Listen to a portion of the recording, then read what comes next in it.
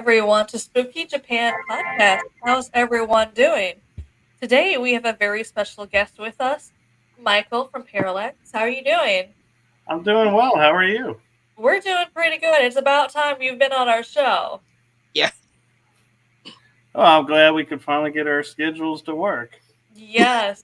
So in case anyone's wondering, he has stud next to his name. He did that for me because I told him he also needed stud in his title.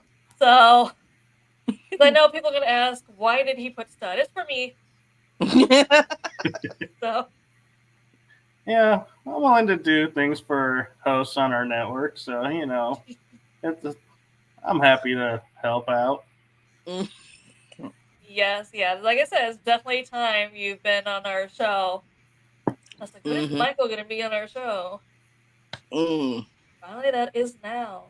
Yep. So, where did your journey into paranormal start, Michael? So that is a very fun topic because it has a multi-layer answer. So it actually began at two, but I wasn't aware of that until really I was in my 30s. So the reason that is growing up in a metaphysical community and atmosphere, a lot of experiences, I just was like, yeah, this was a really cool spiritual experience and everything. And then in my 30s, found out what I was calling spiritual experiences were paranormal experiences. So I was like, huh. So I grew up with the paranormal. That's how I feel. Like that's where mine did. I grew up in the church parsonage of a Baptist church up in Michigan because my dad was a minister, and we had haunted experiences in that house that we couldn't explain. And it's something that we didn't really realize until like after we're starting to move out that every family, because we never really talked about it, especially when every family member experienced the same things where we'd be home alone and you'd hear distinct footsteps walking down the hall. So you would think, oh, someone came home. So you'd go and look, and there's absolutely no one in the house and stuff like that. Right. And the fun one for me is there's like this new phenomenon that I've come across of everyone's like, ooh, shadow people, shadow people. And I was like, I grew up with them. I was like, I grew up and I'd see them out of the corner of my eye all the time. And so I was just like, ah, there's a spirit over there. No big. And then I was like, getting into the paranormal. And I was like, oh, you guys call these shadow beings. Okay. I think being when I came to Japan is when I seen the most shadow figures. That's because they're just spirits here are not shy. Like, Mm-hmm. yeah, I'm here. What are you gonna do about it? Yeah. Well, I think I would be most concerned if you were having like the samurais showing up. Because, Luckily, I haven't yet. No. That'll be on my side of this. Yeah, I was gonna say that might be more, when I get up there towards Irene, we'll see. Yeah. Mine, it's funny, and I tell people this. Japan, it's not really a large island country, but it's funny because spirits here are different. Like, the spirits here, I'm in the southern part of Japan. They're different here than where Irene is in Tokyo. But then the ones in the north have their own thing going on too. So they're all completely, like, different. that's because of the history of the island.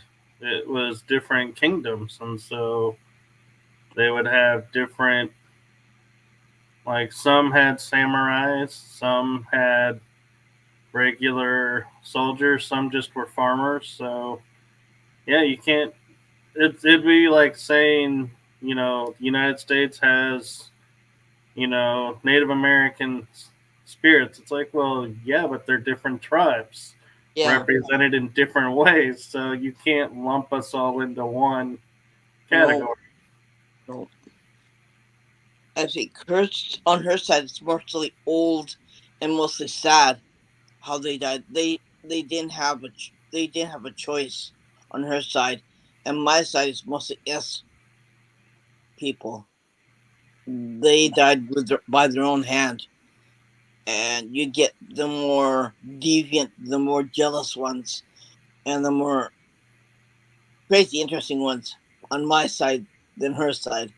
Her side, you just feel sad and sorry for. My side, it's like, yeah, you can't come near me. Like, you have to put up your guard more on this side than you do on her side.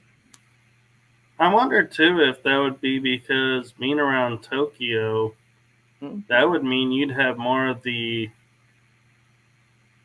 I'm trying to think of the correct term for it. Is the ceremonial suicide, Mm-hmm. where they were found guilty of something and were given the choice of ceremoniously taking their life or doing something else, and so a lot of them would take their life. Not To, just that, but you find the train stations, they're jumping in front of trains, they're doing everything else on this side. It's just more, you got to be careful on this side. And you can't rent an apartment on this side unless you have a clairvoyant with you. It's just kind of like you don't want to be stuck in a situation where you're going to be in trouble like I was. And yeah, no one to help you because nobody believes it, right? It's just more the dangerous side is on this side. yeah, so actually, I have an interesting question for you too, Hmm. because Japan, they build upward. Hmm. So if there's a spirit attached to the land, does Hmm. it affect every level, or how do you clear that out? Because You really can't.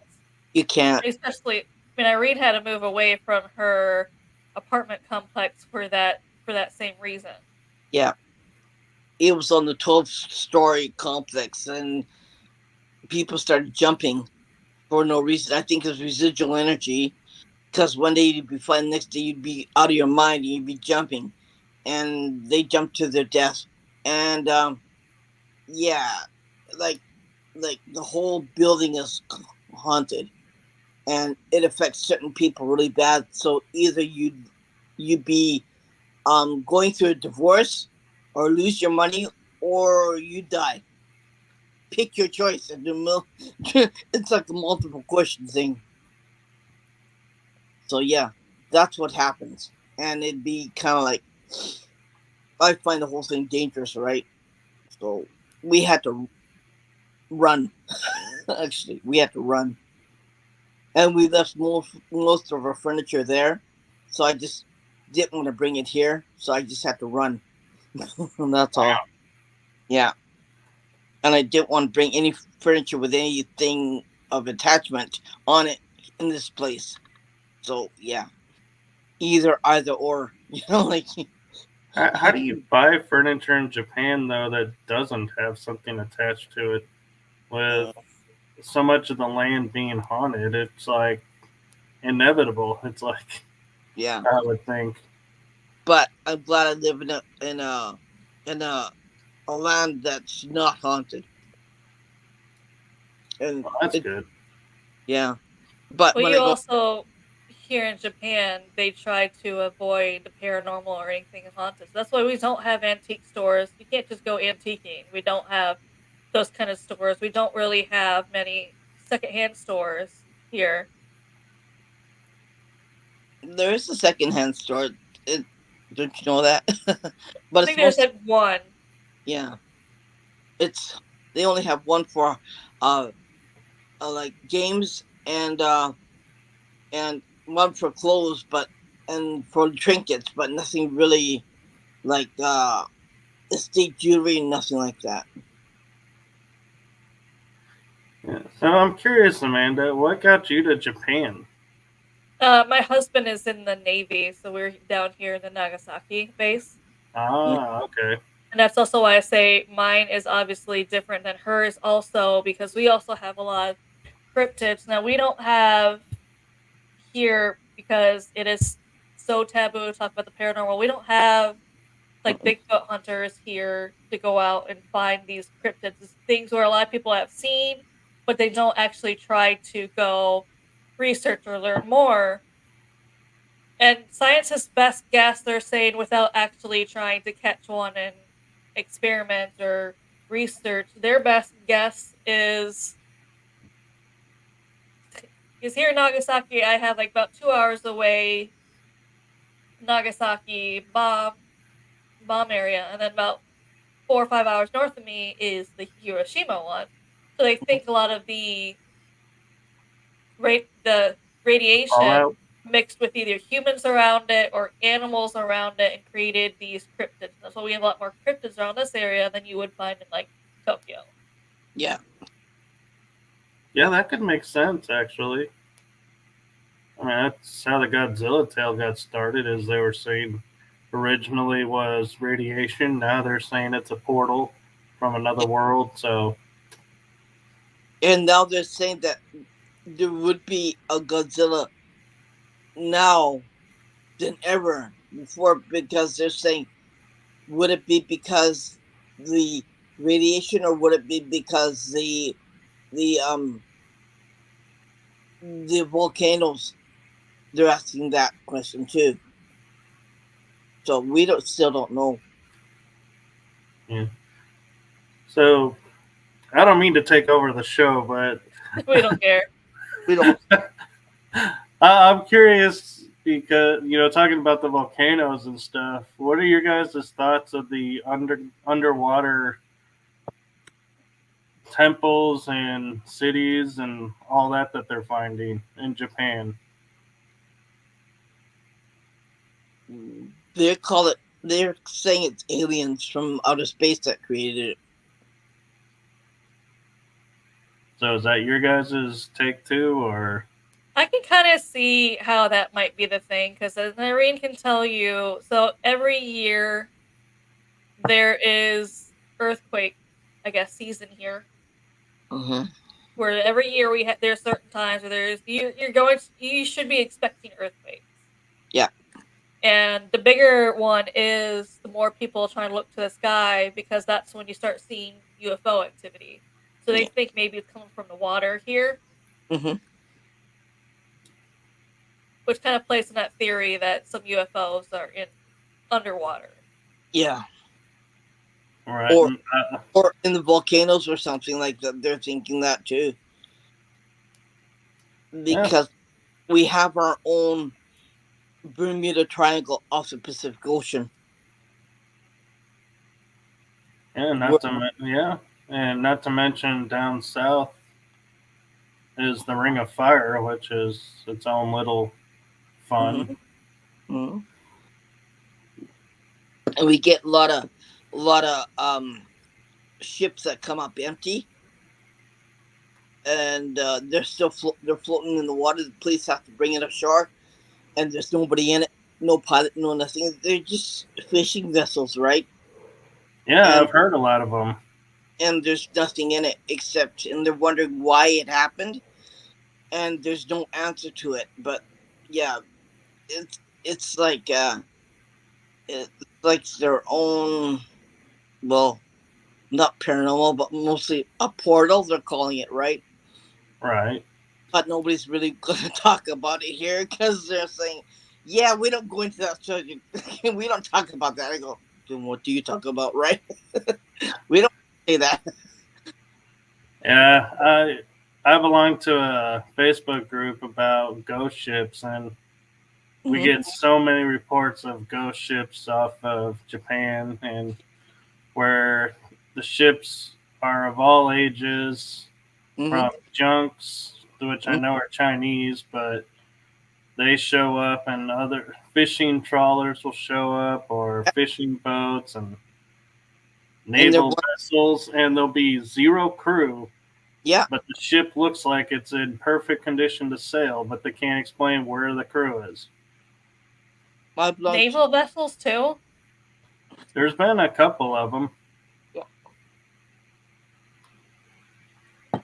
I belong to the only one and only Japanese UFO group, and it's this guy from this country created his own UFO group. It's called Terra UFO, and yeah, he's the only person in this country that posts pictures of of UFO sightings in Japan, and it's just weird because they're in the sky and it looks like, you know, Mothman. It looks like I had one that looks like a moth. That looks like a I don't know what it looks like. It looks like a something between a dragonfly, whatever. And everyone says, "Oh, that's fake." And I said, "No, it's not fake. You know, it's in sky. And how can it be an insect? Because an insect looks different, right?" Right. It just he had wings and he had feet and he had a head. And they're saying, "What the heck is it?" And that's off in Japan all the time. Like there's a whole bunch of UFO studies in Japan all the time. Even when you're flying to Japan from America, they go over kind of like the North Pole because they try to prevent going over Russia because you get shot down. So, so they go over kind of like the North Pole because it's a shorter route than going around the Pacific Ocean, right? So they go kind of like north and they fly down. And anytime you go from the North Pole, you see a lot of UFO activity floating around in the sky, and they're wondering why, and nobody understands that. And it's just like phenomenal, especially if you're anywhere near the nuclear power plant. You get lots of it, right? Right. Because And I love how you pointed out the dragonflies, Irene, because I was like, it reminded me of the movie Dune, the new mm-hmm, one where they had those dragonfly helicopters, mm-hmm, like craft. mm-hmm, And our military actually has helicopters that do those wing flaps mm. as well, and they look like dragonflies. And so I was like, as you were telling that, I was like, I wonder if that was one of our copters Mm. flying over, and people were like, "Hey, look at that giant dragonfly! That's got to be a UFO." But that's really weird. It's over Mount Fuji too, right? And the Yeah. military has access in Japan, so they're all over the place, but they're only in helicopters. What's You know, your and theory? What's your theory on military ships coming will be found completely empty? well, so Out to sea, they found like a navy, I'm gonna assume navy ship, but there's no crew. Like the crew vanished. Uh, I haven't heard of any like military vessels, but I have heard of civilian vessels being empty. And usually, what that happens is they may have hit a rough wave, got tossed overboard, but the ship somehow managed to keep going. That's usually the end result of that. It's an unfortunate thing, just like when a ship capsizes and no one's there to rescue them. It's the same thing. They hit a wave, they got tossed overboard, and it's unfortunate. But that's usually the result. Well, there's been a few military ships, and I'm like, I don't know how a military ship could completely be out there in the ocean or sea or wherever it is. They find it and they board it, and there's like no one on there. It's definitely not a U.S. vessel. Probably one of the other countries that doesn't have a strict doctrine. I don't know. I can't speak for other countries,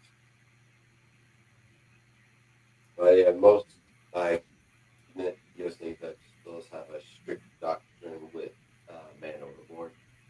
And whenever there's rough seas, everyone it we're alerted, and we have to stand fast and make sure that nothing flies off the bulkheads. Because even if things are secured for sea, rough seas can toss shit. One of the most dangerous things that can be tossed in our spaces is printers. Critters. Printers, because we have printers and they're mounted, but a lot of them are strapped. Like the smaller ones are generally strapped into place. So if we hit with my ship, there's no need to worry because it's a big deck. Waves don't really affect it. Smaller ships, I don't know. I haven't been on one, but I just personally say printers can be a problem if you hit hard enough seas. Just anything can be a missile if you hit hard enough seas.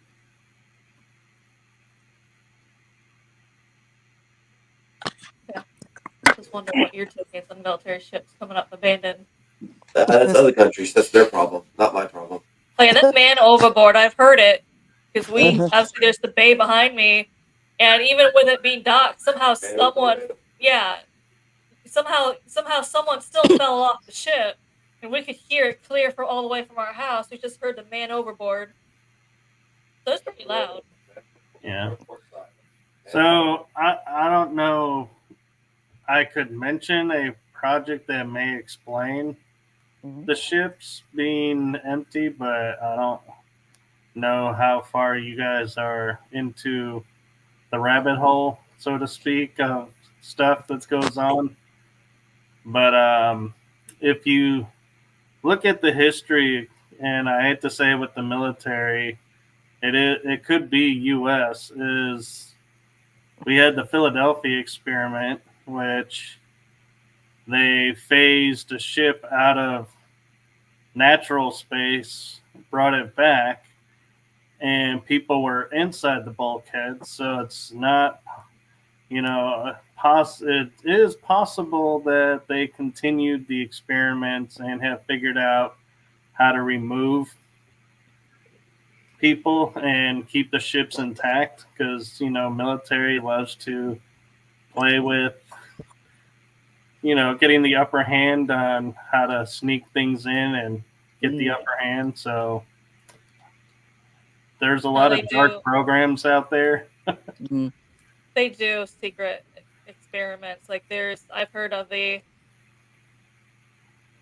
I know it's kind of going into the whole movie with secrets, with the super soldiers. Everyone's thinking, oh, that's Captain America. I'm like, nah, it's what I've heard. There's real experiments where they're trying to make like super soldiers too. Yeah. Oh yeah, Montauk. Check that out if you want to know about them. That's one of the bases. But yeah, that I can attest that program is real. It is a black ops dark web program, and it does exist, and is a nasty, nasty program. And that's one people's theories about movies is sometimes a lot of movies are made to cover up conspiracy theories, because if you Google it, all you're going to do is find like Captain America, pretty much. Right. And the Winter Soldier, yeah. But at the same token, though, you could look at it the flip side of they are disclosing that we are doing this by putting it in the movies. Mm-hmm. That's true. People have actually seen the Men in Black, but obviously if you try and Google anything about it, the movie pops up, so you really can't find much on it. Yeah. Right. And then Close Encounters pops up too, and that was supposed to be based on the true story too. Yeah, and I think that was in Colorado, wasn't it? Superstition Mountain was the mountain of that movie. There's also Superstition Mountains in Arizona that has some lore to it too. Yeah. Interesting. Yeah. Yeah, and I can tell a lot of, I think, you look into the ancient stories, and by ancient in America, I mean like native stories, and you can find a lot of legends around stuff. And if you look at it from the eye of a paranormal investigator, it's like, oh, we just hit jackpot. There is a base of operations over here for this, or a lot of possible activity over here. Let's get over there. It's funny, because a lot of UFO activity that they do show here is near Mount Fuji, and they don't, and there's always something, and Mount Fuji's in the background.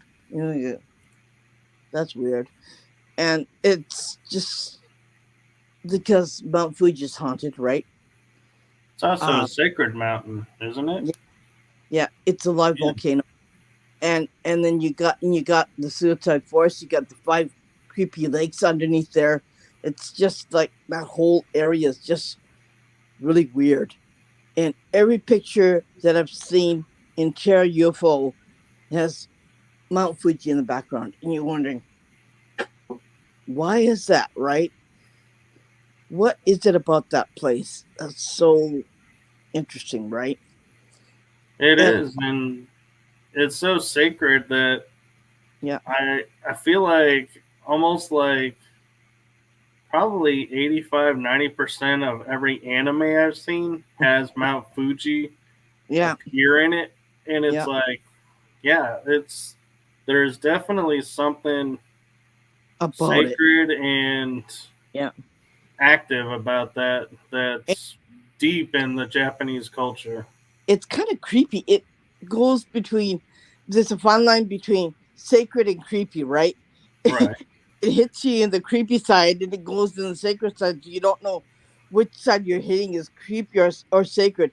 And when you live in Tokyo, like going not north that way, go, going straight towards Mount Fuji, is you got all these creepy haunted crypts, or what would you call it, like grave,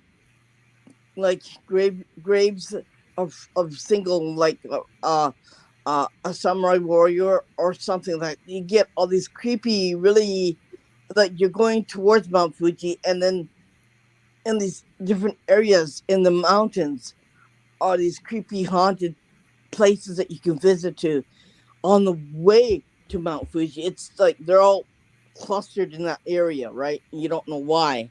Yeah. You don't know why. It's just something that's, why is that, right? Nobody can answer that. Well, it could be that there's a portal there, Mm-hmm. Yeah. or a device like a Stargate could be there, and Yeah. so they're using it to travel around.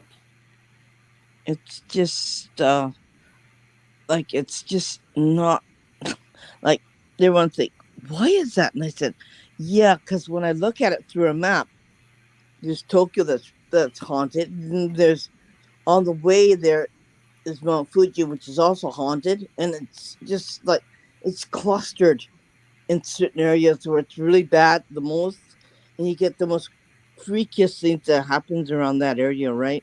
So it's just a place to kind of like, let's investigate, right? Yeah. So Hey, I'm I got just, to give a shout out to Matt. He's one of our new co-hosts on Paranormal Versus. aim at, yeah, it's just something that's really weird going on, right? And in that area, going towards that area, and you feel like it's a magnet when you look at Mount Fuji in your car window, right? It's like a huge magnet. You say, I gotta go there, I gotta go there, I gotta go there. And you don't know why you have feel that feeling. You don't know why you have to say that. But it's just like really creepy feeling otherwise than that. Have you ever looked to see if there's ley lines there? I haven't.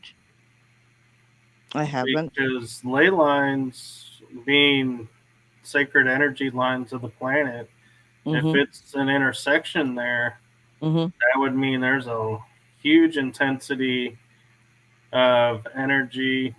And so that may be what calls people Mm-hmm. who are more sensitive to the energy to Mount Fuji. Mm-hmm. And a couple of air crashes that happened hit the mountain too. So you have that also. You have the energy from that also. And apparently there was only one person that survived that air crash. And it's just really, ugh. Every time you go over it and you see it through the airplane window, you just feel like there's something there that we don't know. And I don't know what it is. It's definitely my theory with the suicide forest. Suicide forest is right below Mount Fuji. There Yeah. has to be a portal there because what a lot of people not in Japan don't realize is that whole forest is basically like two different forests. We have obviously the part of the forest that is not so good. Nothing really grows. You don't see any animals. You don't even hear any birds chirping. Mm. Trees sometimes grow in weird directions that people can't. Even scientists are just like, I don't know why these trees are growing in all these different ways. And obviously, that's where people are attracted to go and unalive themselves. But there's also part of the forest that is completely different, where a lot of the locals around say we hike that daily because this part of the forest is peaceful. Yeah. It's beautiful, the birds chirp, you feel at peace. But we also know you don't take this path this way or you don't go past that point because that's where it starts to change. So it's like two Okay. different forests in that one forest. It's not the whole entire forest is obviously not where people go and try and do what they want to do to get rid of the pain to make Mm-hmm. it social media friendly, but there's also part of it where it's more peaceful. People feel at peace and they love hiking there and beautiful. And it's just it's two opposites in that forest. And then there's another part where the scientists who go up to measure the magma in the middle of in the middle of the volcano, and that's also haunted too. And they've died climbing the mountain. They've died going down the mountain, and yeah, they don't know why, but my mother said, my mother said always that Mount Fuji is haunted. Yeah, I almost want to say I'm curious to look at the mystic side of it and be Mm-hmm. like, Mm-hmm. were ceremonies done on one side versus the other, and what kind of ceremonies those were? Because that might explain the division and why, if you think about it, like if a battle happened and someone placed a curse, that might Mm-hmm. explain why the energy is so low and Yeah. so That's like yeah. That's horrible in a way on Yeah. that one of side. my two theories is either someone portal opened there or someone did some kind of ceremony or I guess ceremony or curse there to draw that attention to that part of the forest. That's one of my two theories. I haven't Is been that there to really feel it, and I feel like with how many people have gone there to do it, I feel like it'd be that energy would be too strong for me to exactly find that one area because I feel like that energy has to be so overwhelming with how many souls are still trapped in that part of that forest. yeah. Right. And the hard thing about it too is a lot of people, when we're talking about portals, they figure it's in fixed space. And so you can't, what they don't realize is, like, I can't say, yes, there's a portal in the center of Mm-hmm. the suicide force that's sucking the life out of everything. Because an hour later, it may be more in the southern side of the forest. The portals move. Mm. And so they're not fixed points. And that's what's challenging too is, you could sit there all day and say, oh, I cleared this spot, so it's great. Well, for Yeah. that moment, but as the energies are moving around and Mm-hmm. whatever's coming in what area Mm-hmm. could draw the portal and make that person worse. And that's why you Mm-hmm. have to be careful of the line is Mm-hmm. because energy attracts energy. And so if Mm-hmm. you're low feeling, depressed and feeling like, Mm-hmm. yeah, I got nothing to live for, and you cross the line, that portal is going to be like dinner time. Yeah. Find you, absorb you, and Mm-hmm. move on. Mm-hmm. It's like that's how my condo was like. And man, that was something else. It was so scary. Ugh. There wasn't a day that I wasn't scared. And if it's that kind of feeling going there, I don't know. Like, I want to go there, but I want to do it in a different way. Not kind of like to investigate, but to kind of like calm the spirits, but giving offerings. but I wouldn't want to do it as to go in there and investigate, because once you've been in a certain area and you lived in a certain area, they know it, right? They know Right. exactly who you are, and they know exactly you from inside and out, right? So yeah, Yeah, and they know your history and everything. So and Matt could be onto something with the geomagnetics because mm-hmm, I know women have been found to be more electric and men mm-hmm, more what's the word, electromagnetic, mm-hmm, and so we vibrate differently, and mm-hmm, so when those energies mix, yeah, mm-hmm, it could cause reaction, and that's why some people, could walk through the forest and be totally fine, and mm-hmm. others are like 3 steps in, done. Yeah, but I noticed there's a lot of males have been going into the suicide forest just to see, and you're talking about um American men too, have males have gone into the forest and getting lost and feeling really freaky and getting really scared. So you'll find more men trying to travel and try to see what it's all about than more females, right? Right. So I mean, Amanda and I are planning to go. Um and we were wondering how would they react to a female than more of a male, right? And one thing, Amanda, you and Irene can do is take old school like compasses, the handheld ones that are like Mhm. fluid based or not electric, Mm-hmm. and take it in there and see if north stays north or if it starts spinning out of control, because that's another thing people don't realize Mm-hmm. is if there's a lot of energy there Mm-hmm. and the magnetics are off, our equilibriums in our ears Mm-hmm. are attuned to that. So if it's off, our sense of uh, stability will be off, and so Mm-hmm. that's why people can get lost. Is Mm-hmm. you may be on the line, but your mind is like Mm-hmm. lost its sense of direction and lost every sense and going, okay, I'm lost. I'm gonna die, and you just give up because it's like you Yeah. can't get a bearing Yeah. You because might your have a point with, equilibrium. Yeah. yeah. As to the comment, don't go.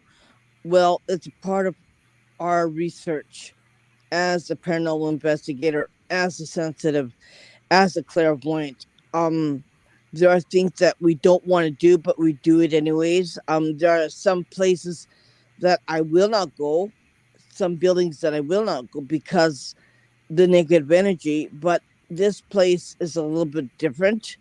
Um, I want, because I've lived in a suicide condo. I know what to expect. Um, I I've lived through it. That's how I become. That's how I became a clairvoyant. Living through that area and living through that experience made me more sensitive. Made me see more. So in a way, it's given me my energy to do what I can do now, to help people what I can do now. And I don't know if I'd say won't go, but I need to go. And there's another place that I find it's really interesting is the suicide waterfall that people don't know. It's only Japanese people know, and Amanda didn't know either. But yeah, it's a place where people jumped off the waterfall after the war when Japan lost the war. They didn't want to be. They didn't want to be. Um, Subjugated. yeah, or no, they didn't. They didn't want another country Dishonored. to, yeah, to own Japan. So a lot of old elder people jumped off the waterfall. It's a beautiful waterfall. It's called Keon Taki. Taki means waterfall, and Keon Waterfall is the name of it. It's a big, huge gor- gorge, and it's off the. It's you have to climb. You have to like take your car. And you have to climb a little bit to get into the space where you can go across the waterfall and take a look at it. but it's just wonderful. But when you take still pictures, s- you could see the residual energy of the people climbing the waterfall and jumping into the waterfall. So, and that's on the way to Mount Fuji too. So that's due north of where I live, and it's just some places that are like that, and it's it's mostly a, a local place where you go and travel to have for maybe an outing or just go on vacation. It's one of the most largest local vacation spots to visit, and it doesn't matter if you're in the wintertime. It doesn't matter if you're in the summertime. It, it doesn't matter if you're in the daytime or nighttime. You could see the spirits jumping off the waterfall, and if you hear very closely, you could hear them yelling or screaming as they jump. So it's Right. just And one of those places that you don't think is haunted, but it is haunted. yeah, and I would say, doing, as sensitive, as you may be, I would still say take someone with you if you are Yeah, going you to you do it. can't go alone Yeah, regardless. because Yeah, Going back to this, don't tempt fate. Going back to what you were saying, yeah, Michael, earlier, is that once if you feel a little bit of doubt, you want to enter that part of the forest, it's going to feed off of you. There yeah, has been a lot of there is like a superstition there where if you do go to that part of the forest, yeah, don't follow any strings because it's strings to people are just yeah, like, I'm just gonna go in, but I have intentions of coming out, and you find the body at the end of it because the yeah, energy, they couldn't take it, and right. yeah, they couldn't take the sadness, so they just ended up, yeah, Well, and one of the relieving the things, pain. yeah, and the other thing too is the energy when your mind starts experiencing something that it cannot process, mm-hmm, it creates an image that will, it feels like you may be, thinking about or drawn to. mm-hmm, And so if you're missing a loved one and you're in this forest feeling really sad, mm-hmm, like you're saying, there could be this string that's pulling you in, and what's on the other end of that string, your mind may be going, oh, look, there's your loved one. You can go yeah, have a moment with them, and you're or, drawn in because of your sadness and mhm, everything. And then it's like, boom, you're trapped. yeah, and you can't come out of it, right? It Right. Because definitely it, it, amplifies it too. I've been in certain places where it'll feed off that energy, but also brings back memories and it amplifies the feelings where something that might have happened yeah, decades ago that wasn't really that much of a big deal all of a sudden becomes like the worst thing you ever did mentally, and it just starts kind of feeding you that where you just, for some odd reason, you feel more guilty yeah, now than you Right. did then, and it just kind of starts doing that where it amplifies that feeling. mm-hmm, Right. Like you Also, could have yeah, had a death and processed it, and you've come to peace with it, and you go into mm-hmm, the forest, and the forest may cause that person to appear and go, mm-hmm, how could you let me die? And then it's like you're thrown right back in square one yeah, in a worse place, because now you're like feeling attacked, and you let this person down, and it's like you never felt that before. And so now yeah, it's like, ooh, now you get into possible depression, and bam, yeah. that's exactly what they're wanting. we Well, were saying it before, Matt, is Japan has their own Bermuda Triangle, so it is possible there is another smaller Bermuda Triangle in that part of the forest. yeah. And with my problem is that I can hear the spirits. I can have full blown conversation with them, right? And we could sit there for hours. We could talk. And my problem is that I could hear them, right? I could hear them what they're saying to me. And I've had spirits tell me to go kill yourself, right? And I said, nah, I'm not gonna do that. And then I had to turn it off until I moved to this place. But I mean, yeah, it's just like when you have 50 spirits telling you to go kill yourself, you think, not do that, like, so I have to turn off my hearing to be able to go there and just concentrate on doing what I am to do, aim to do, and then leave, right? In one Well, that's piece. why I was saying, yeah, make sure you go with someone. So if you do Yeah. start hearing those voices, Yeah. you can address them and you have someone there to tell you, yeah, Yeah. those aren't the voices we're here to talk to. Quiet Yeah. those, ignore those, Yeah. stay focused. And Matt's got an interesting question for you, Irene. Hmm. Is what is the Japanese view on the afterlife, heaven, paradise, etc.? Japan is mostly a Buddhist country, okay? On Amanda's side, there are a lot of Christians because there's a big Catholic church. There's several big Catholic churches where Amanda lives in Nagasaki because the ship, the Portuguese ship and the Spanish ship landed in Nagasaki first. And so they have a lot more Christians there than they have in Tokyo on this side of Japan. So, um, if you are in pain, physical, mental pain, you are allowed to um not live anymore. You are allowed to die in as with honor. Okay, it's called dying with honor, and you're allowed to outlive yourself. And yeah, you're allowed to die, and hoping that you find peace and harmony and come back as a different being or human and live a new life. That's what they believe in. So it's just totally different. And even Buddhist monks um go in a cave, drink a bark from a poisonous plant that'll dry your insides out and become a mummy, so they can live through the mummy. So, and that's illegal now. The police department has claimed it that's illegal, so you can't do that anymore, right? But that's what they did back then. And there are a lot of Buddhist temples with their mummy inside, right?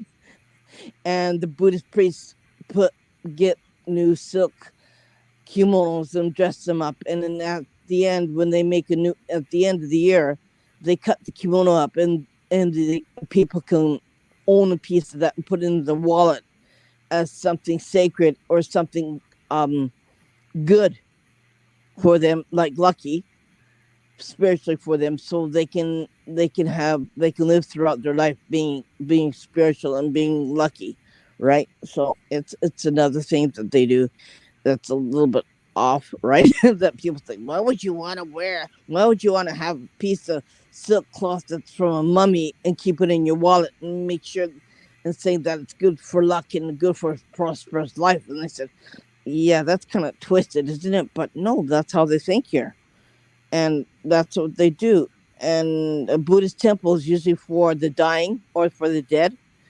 A shrine is for the living. So it's just when you're dead, you go to Buddhist priest.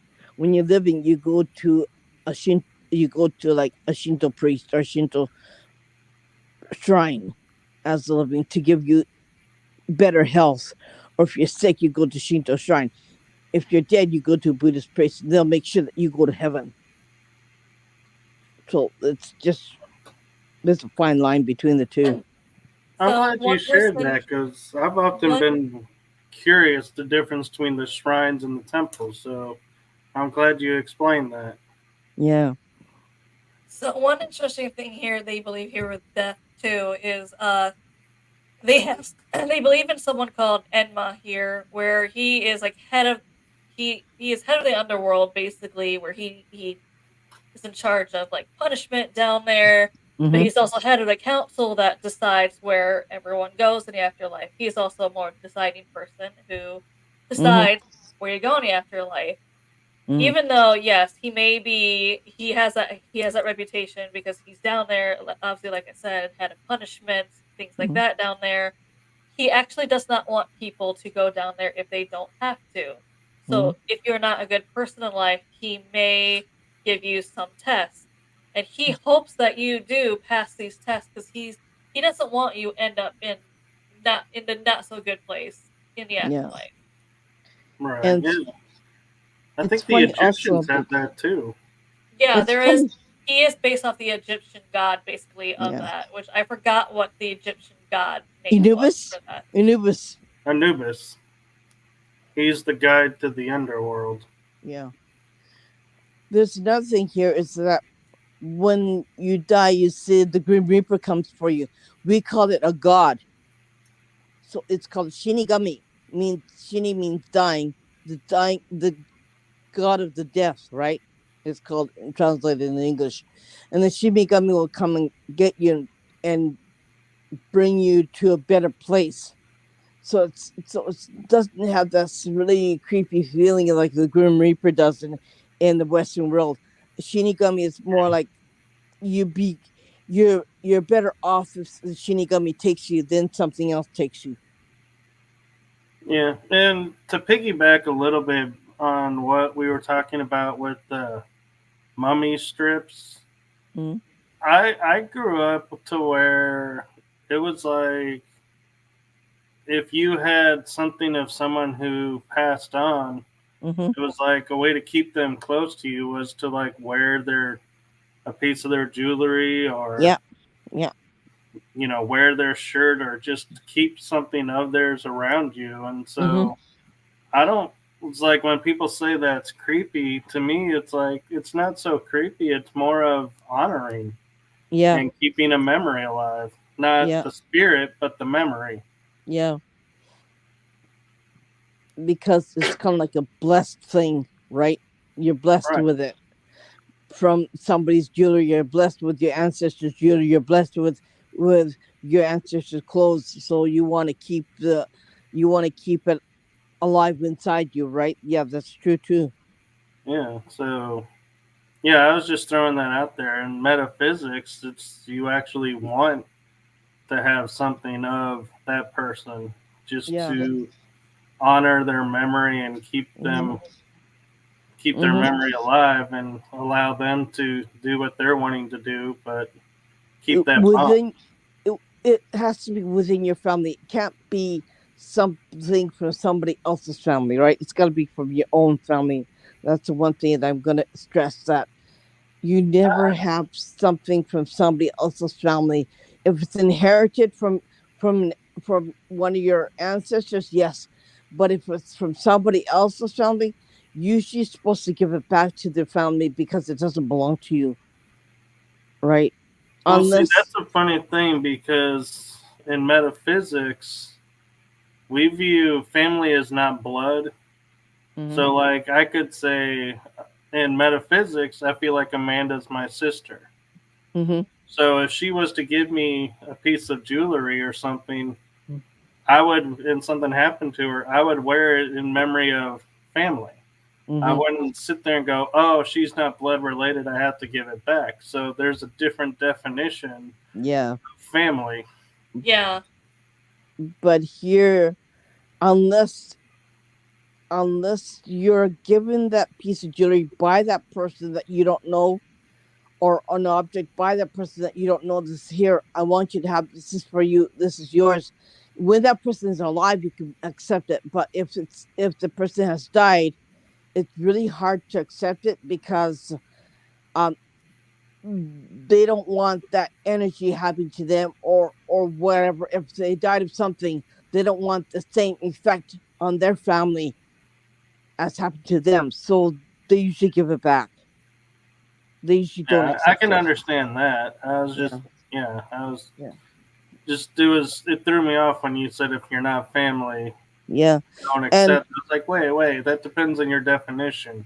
yeah, but you see, that's the same thing as giving a name to a baby. You never give a name to a baby from the person who you treasured as a friend or as a family member who died, because it could be the same effect of your child would die from the same thing, from the same illness.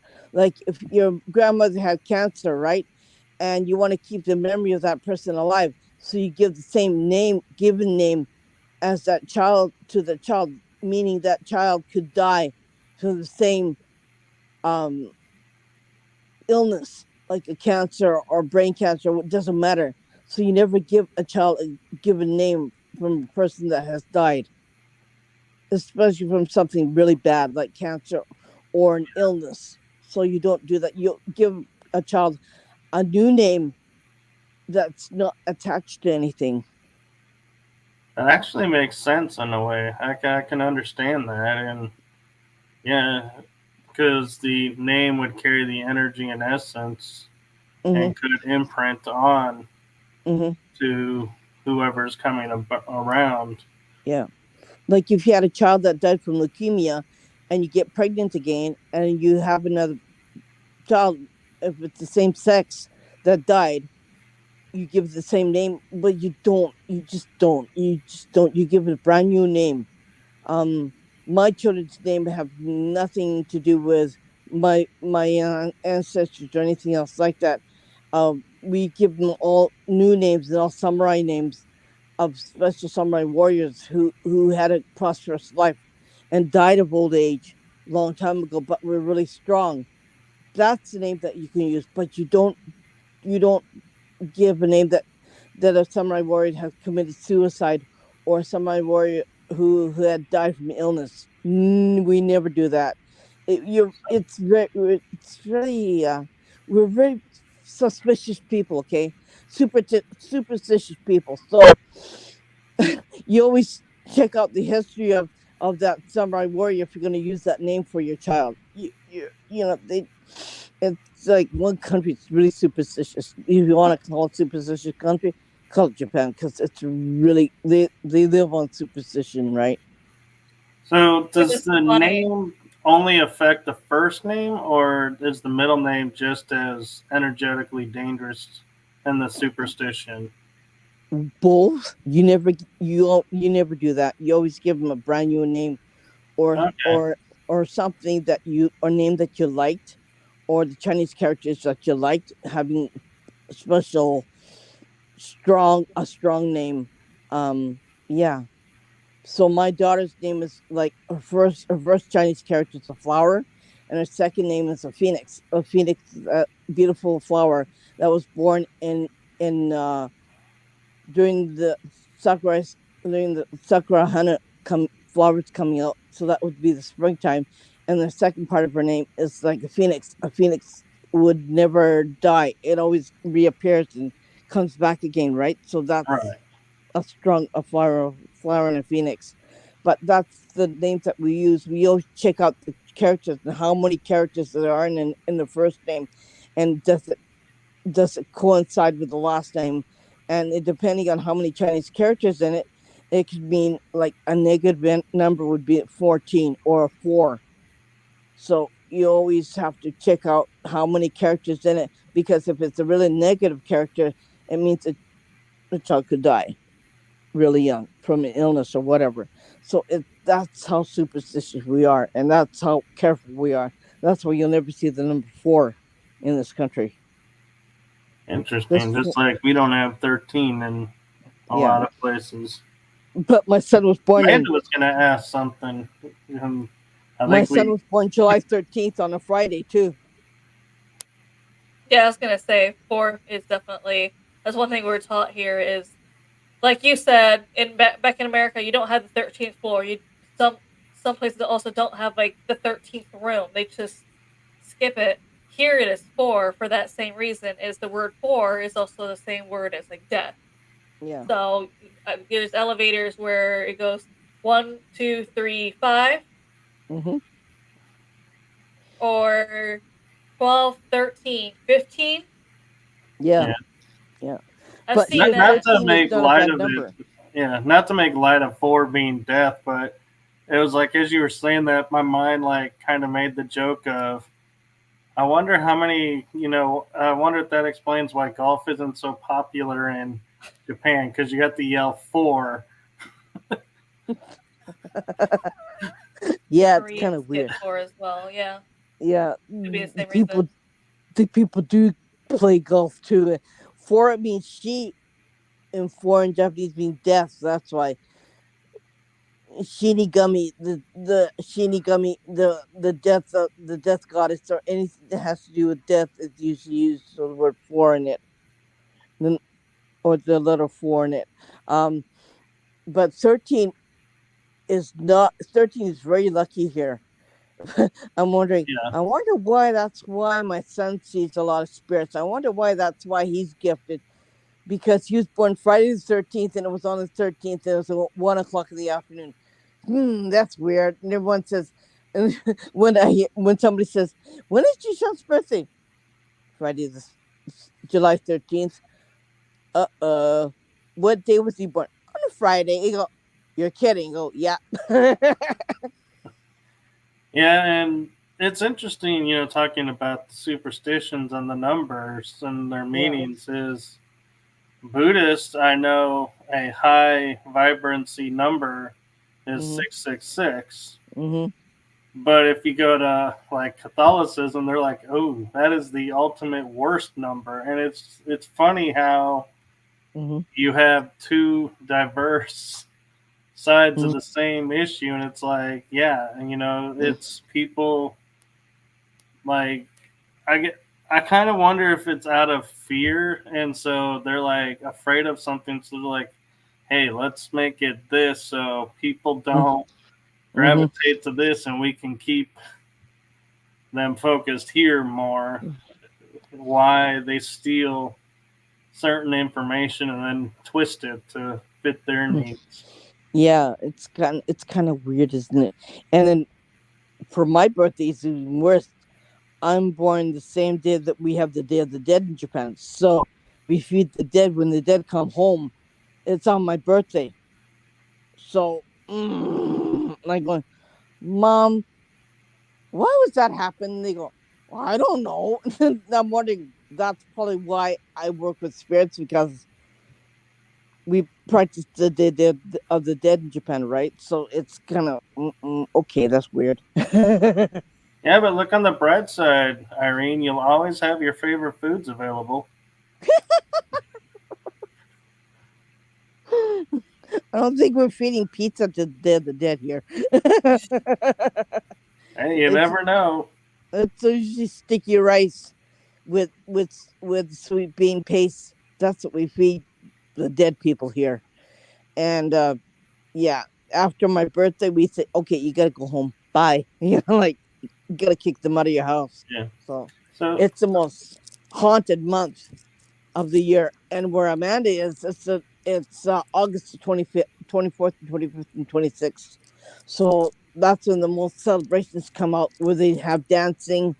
They dance in the streets, or they bring out the shrine, and they appease the dead in yeah, Japan so on that time. not to sound disrespectful to the Day of the Dead and all that, but I'm curious, and Amanda, I'm curious your take too. Is what happens to the food after? Like if it's still wherever you placed it for that person and the day's over, what do you do with that food? We eat it. Really? You're not supposed to let it rot. You're supposed to eat it. Huh, I've never heard that part. I always hear you leave the food out for the dead and then nobody ever says what to do with it after. But you see, you can bring the food to the grave, right? But you're supposed to enjoy the food with the dead person at the gravesite. See, I like that idea better because it's like you're Picnic in having the a meal with cemetery. them. Yeah. Well, having a meal with your loved one instead of going and leaving a plate and then walking away and going, okay, You this was can a leave a place, celebration. walk away, but actually, you bring enough for the dead, your family too, so everyone gets one each, and you Is enjoy it. reincarnation a belief in Japan, Irene? I haven't really studied too much on So it's there. reincarnation is given a belief in Japan. If some people died, they were born after. Yeah, yeah.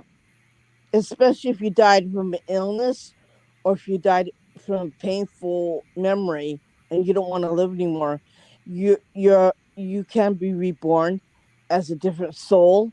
Um, or if you're let's put it that way, in a negative way, if you were born as a human being, you did something really bad to another person, you come back as a steer and be slaughtered and beaten by people. That's what So, they fun believe. fact, going to the wildlife will benefit or share the wildlife. The Japanese government doesn't actually want you feeding wildlife. Like here in Japan, there is actually more in the whole country itself. There is more wild cats than there are people 16 and under. Hmm. That's how much of a issue it is here. So I looked that up about the wildcats, and they say there is more wildcats out there you see out in the streets or wherever than there are people 16 and under in the whole entire country. Yeah. And there's signs everywhere that says "Do not feed the cats." Hmm. Yeah. And there Yeah. are jungle cats too in Japan also, and all of Asia too. And what's interesting to me is, talking about like the UFOs and all of that, is recently someone pointed out, and I don't know if you two have done this, if you take the Forbidden City in China and take an aerial view, it looks like a computer circuit. Mm. And it's like, and I can't help but, it's like when you look at that and look at now how we're learning all the sacred temples are laid out to constellations. Mm-hmm. It's like, could there be a significance why they laid that out to look like a computer circuit? Yeah, that's unbelievable. There are a lot of technology here in Japan too, where they made human body parts, well, human, yeah, body parts too, um, and organs in a laboratory. And where did that technology come from, right? I don't think it was developed by humans. I think it was developed by more from out there, right? Right. Yeah. So why would be able to have this technology? Who gave it to us, right? Because the thing the Japanese samurai sword was given by an alien too. They give the way to know how to make one. Right. Because they learned how to fold it to where I think legend has it that there's a sword that was, I think it was even a katana Mhm. that was folded like 2,000 times, and no Mhm. one's been able to, like, the most anyone can do now is like 400 folds before it Mhm. starts failing and Yeah. getting too Yeah. brittle. So it's like, wait, how did in the ancient days did they know better Yeah. than today's day of folding metal? And they don't wear regular clothes when they do that. They have to wear a white kimono. Right. When you wear a white kimono, you in when you're born you wear white. When you're dead you wear white also. And I think too they have that white bandana around, Mm-hmm. and that's the Yeah. only. And I think they wear, and that's all they wear. Everything else is like bare. Yeah. Yeah.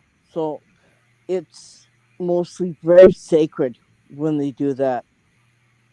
And they don't have anybody else in the room when they do that. There's usually No. three people only. The ones who's helping them, the ones who's holding the metal, and the ones who's pounding it wears white.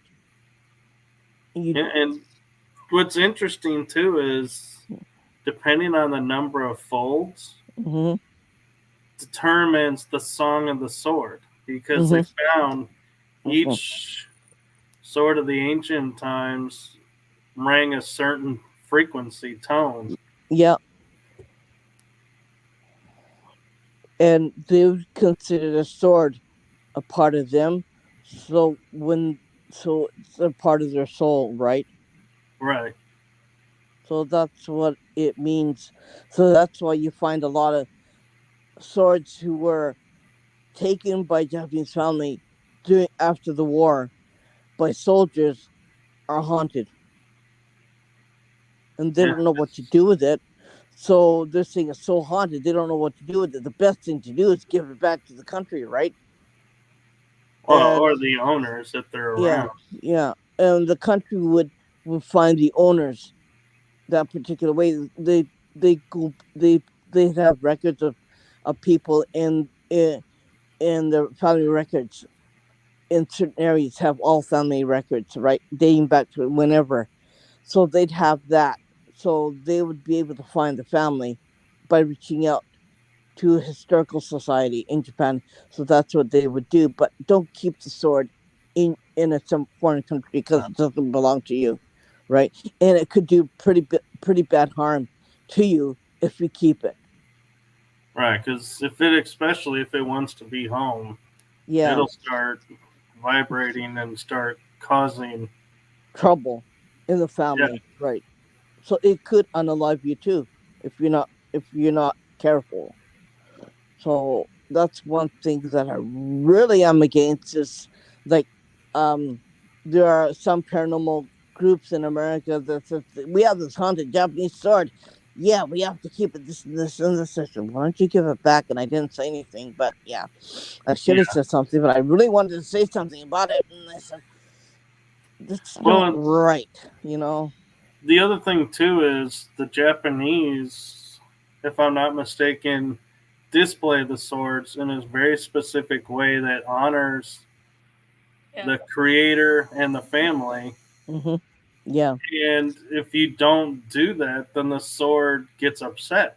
And yeah, I mean, yeah, these swords are almost, in essence, living entities. yeah. It has And a so you soul. got It to has a think about body. that. Yeah, it has a soul, it has a body, it has a life of its own, right?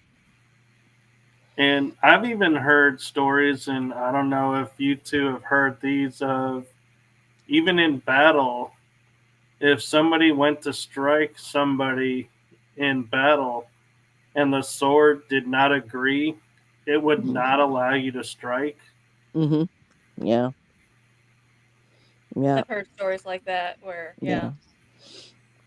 yeah. If there's one place where not too far from where Amanda lives is in Hiroshima, they have a castle, okay, but the castle got destroyed during the atomic bomb. But the castle contains several museum pieces of haunted swords. I mean, I went there. I think I told the story on this program. I went there. I looked at the swords. I got sick to my stomach. I had a stomach ache. I didn't feel good. Like I got dizzy and I nearly moved my cookies. And I said, yeah, I can't stand here. I gotta go and sit over there. Yeah, you can look there. I told my husband, you can walk around there. It's okay. He's not touchy feely like me, I am, so he can walk around and see things. And I said, I gotta go and sit down. "Well, I don't feel good." And he goes, "Why?" I said, "Yeah, I saw the sword being stabbed by another person in the gut, and his innards were ripped out of him." And I said, "Yeah, I can't do this. I can't do this. I can't do this." I was turning green, and my husband said, "You're white as a sheet." I said, "I know. I gotta sit down. Can I just move over there and sit down?" I said, "I don't feel so good."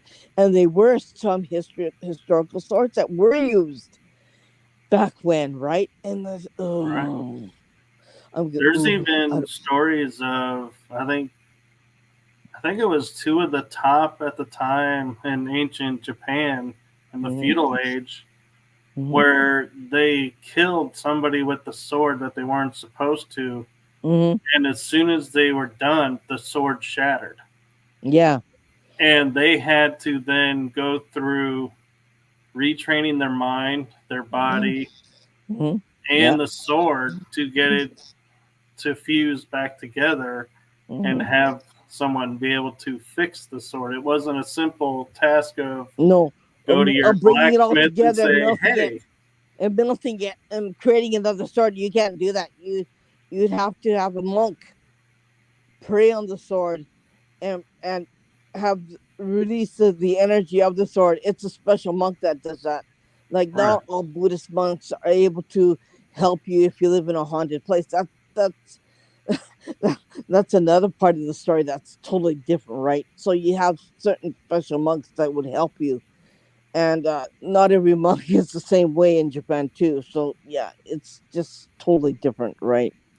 yeah." So, I mean, to me, that just is another way of showing the soul of the swords is, Yeah, if you go against their wish, Yeah. let you know by either stopping you or breaking, and Or it's you not getting easy to injured, fix. or you getting injured in the midst of doing something, right? Yeah, it could turn on you. There Yeah. is, there Yep. was once fighter who did have his sword turn on him and stabbed him instead. Yeah. And it could outlive you too. It could kill you too. So you have to be very careful about it. That's why they treat their swords very carefully in this country. Yeah, and it's not a simple task of like saying, "Okay, son, we're now handing down the family sword to you." As no, you got to be trained to Yeah. use it, to Yeah. wield it, Yeah. to take care of it, Yeah. and accept it. It's not a simple No. like here in America. We just are like, "Okay, here's your inheritance." Yeah. No, it's not that easy with swords. No. And and like swords, they say swords have a soul, and they do have a soul. So like everything else, it's almost like, here, son, here's my gun. I'm gonna give it to you. Right? You can't do Right. that. Yeah. It's just impossible to do that, right? Even an arrow, like here they use arrows, a bow and arrow too, in the past too. So the bow and arrow would have the same effect as a sword would too. Right. Each arrow was unique because each samurai or soldier would tie the feather a Mm-hmm. very specific way so that they would know if they were the one responsible for that death or Mm-hmm. not. Yep. Yep. And that's a misnomer too, is people viewed it in a lot of foreigners when they would go would say, "Oh, that guy's the most skilled. He's got the most kills because he collected the most arrows." And it's like that's not how that operated. No. He No. had the most prayers to do after to Mm-hmm. beg forgiveness for taking so many lives. Yep. Yep. That's why in this country, after you, like, especially what I do, I have to go and get cleansed every time I do something.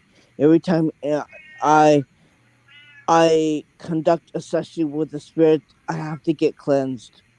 I have to go to a Shinto priest, and I have to ask the gods to cleanse me every time I do something big, or I do something haunted, or before I go to a haunted area, I have to get cleansed.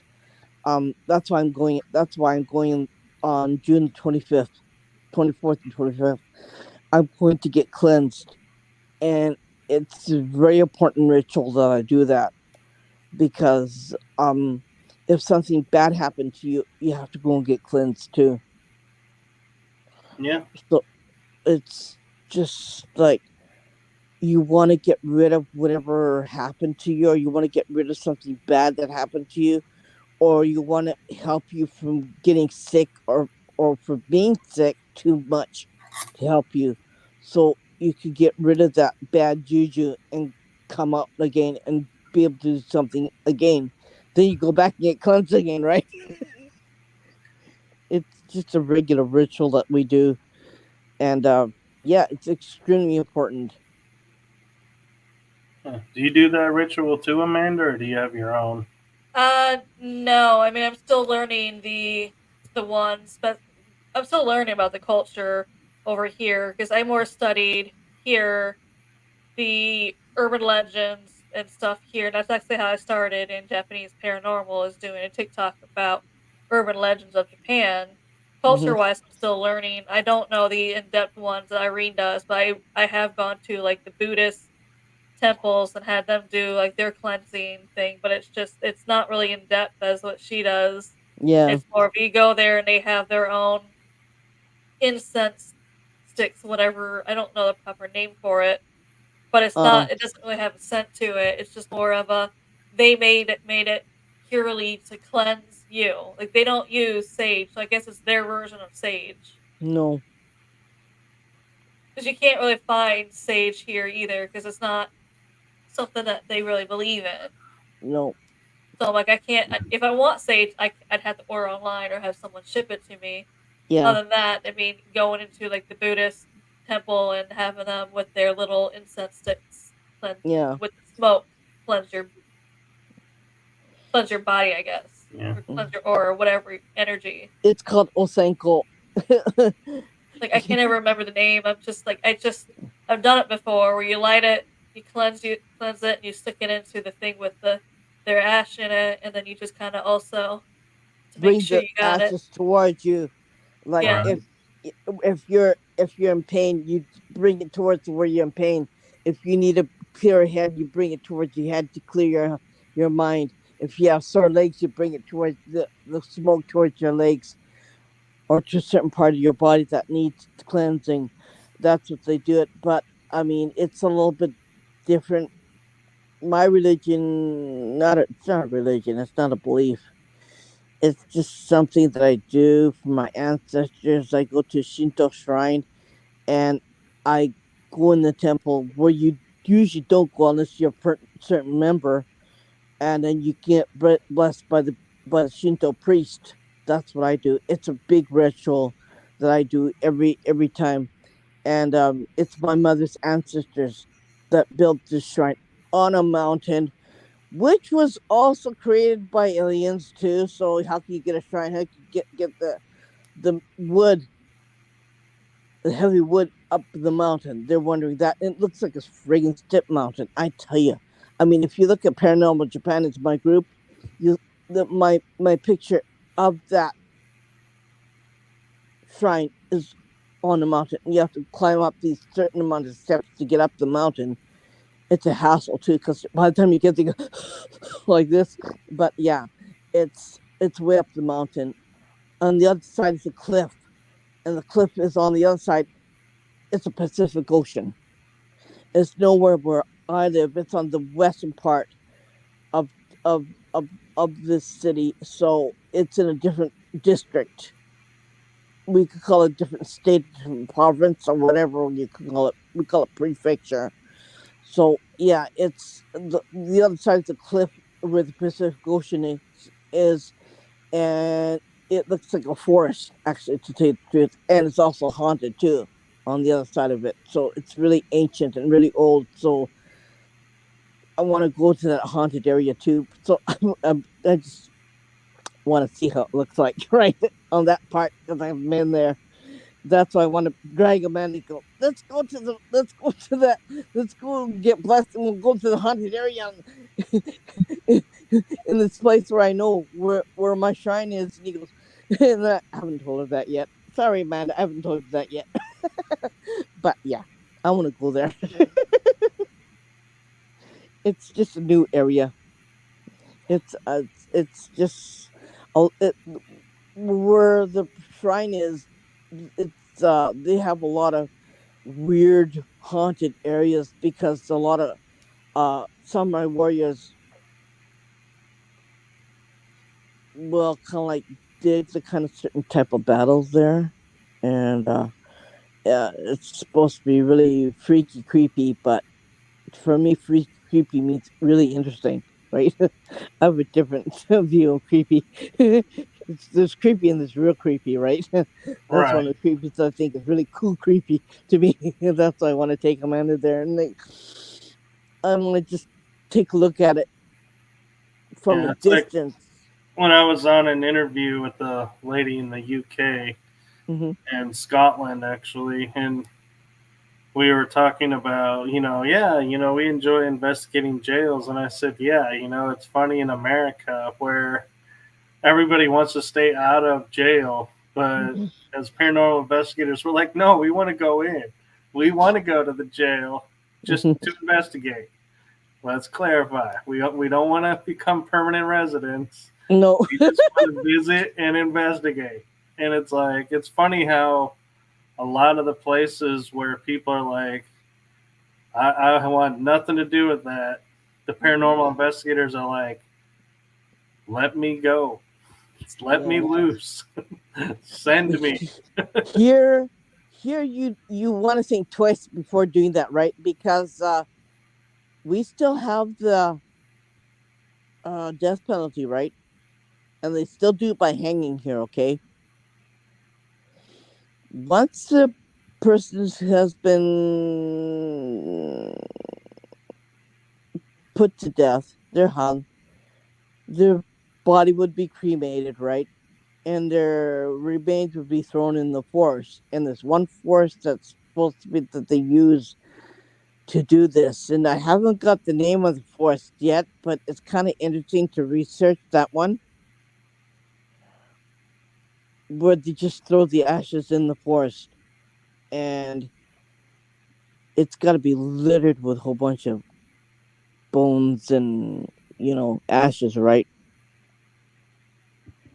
It'd be I interesting would to find say them. so, and I mean, I don't know if I'd go there because of the energy, but it'd be interesting just to research it, right? and the other thing too would be because, especially if they were doing it in feudal times, the Mm-hmm. different caste, like if you had a high caste hierarchy person's ashes mixed with a low caste, you got to be thinking those spirits are sitting there going, wait, why are you here? And the other Yeah, one's like, what makes you think you're better than me? You're here too. And, you yeah, got that going on. yeah. It's just because the families don't want. They'll be shamed to the family to make bring them and bury them in their plots. So they said, yeah, we don't want their ashes. We just get rid of it. So that's what the families would do. So they don't want their body, right?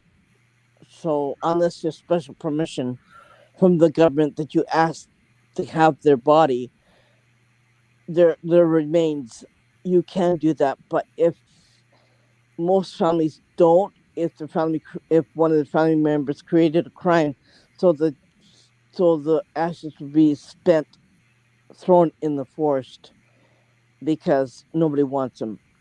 And that forest, I haven't found the name of it yet. I want to do some research about it, but I don't think anybody higher would be done that way. It's just if you're a criminal and you did crimes and you're sentenced to death, that's what happened to you, right? Yeah, that could be. And Joshua is funny because he says can't afford X or space track. That yeah, Yeah. that's becoming a thing now, and the states is you can book a shuttle ride for your deceased ashes and release them into space, and it's like part of me is like, have we run out of so much space on our planet that we're now filling space with our loved ones, or it's Yeah. I think there's so much junk in space now with junk parts from from satellites and everything else. Like it's just full of junk, right? I junk know, that we made, yeah, the junk that we made. So yeah, I mean, now we're polluting the space, right? yeah, and I mean it's funny because it's like we think about all the old satellites and old Yeah. debris of ships and stations up there that Mhm. just gets discarded, and eventually the orbit will decay and it falls back to the planet. So really, we are still junking up the planet, but Yeah. the hope That's why is we want it to go. That's burns. why people are saying we want to go elsewhere outside the planet. I said, so you're gonna jump up Earth so you can go elsewhere and junk that one up too, right?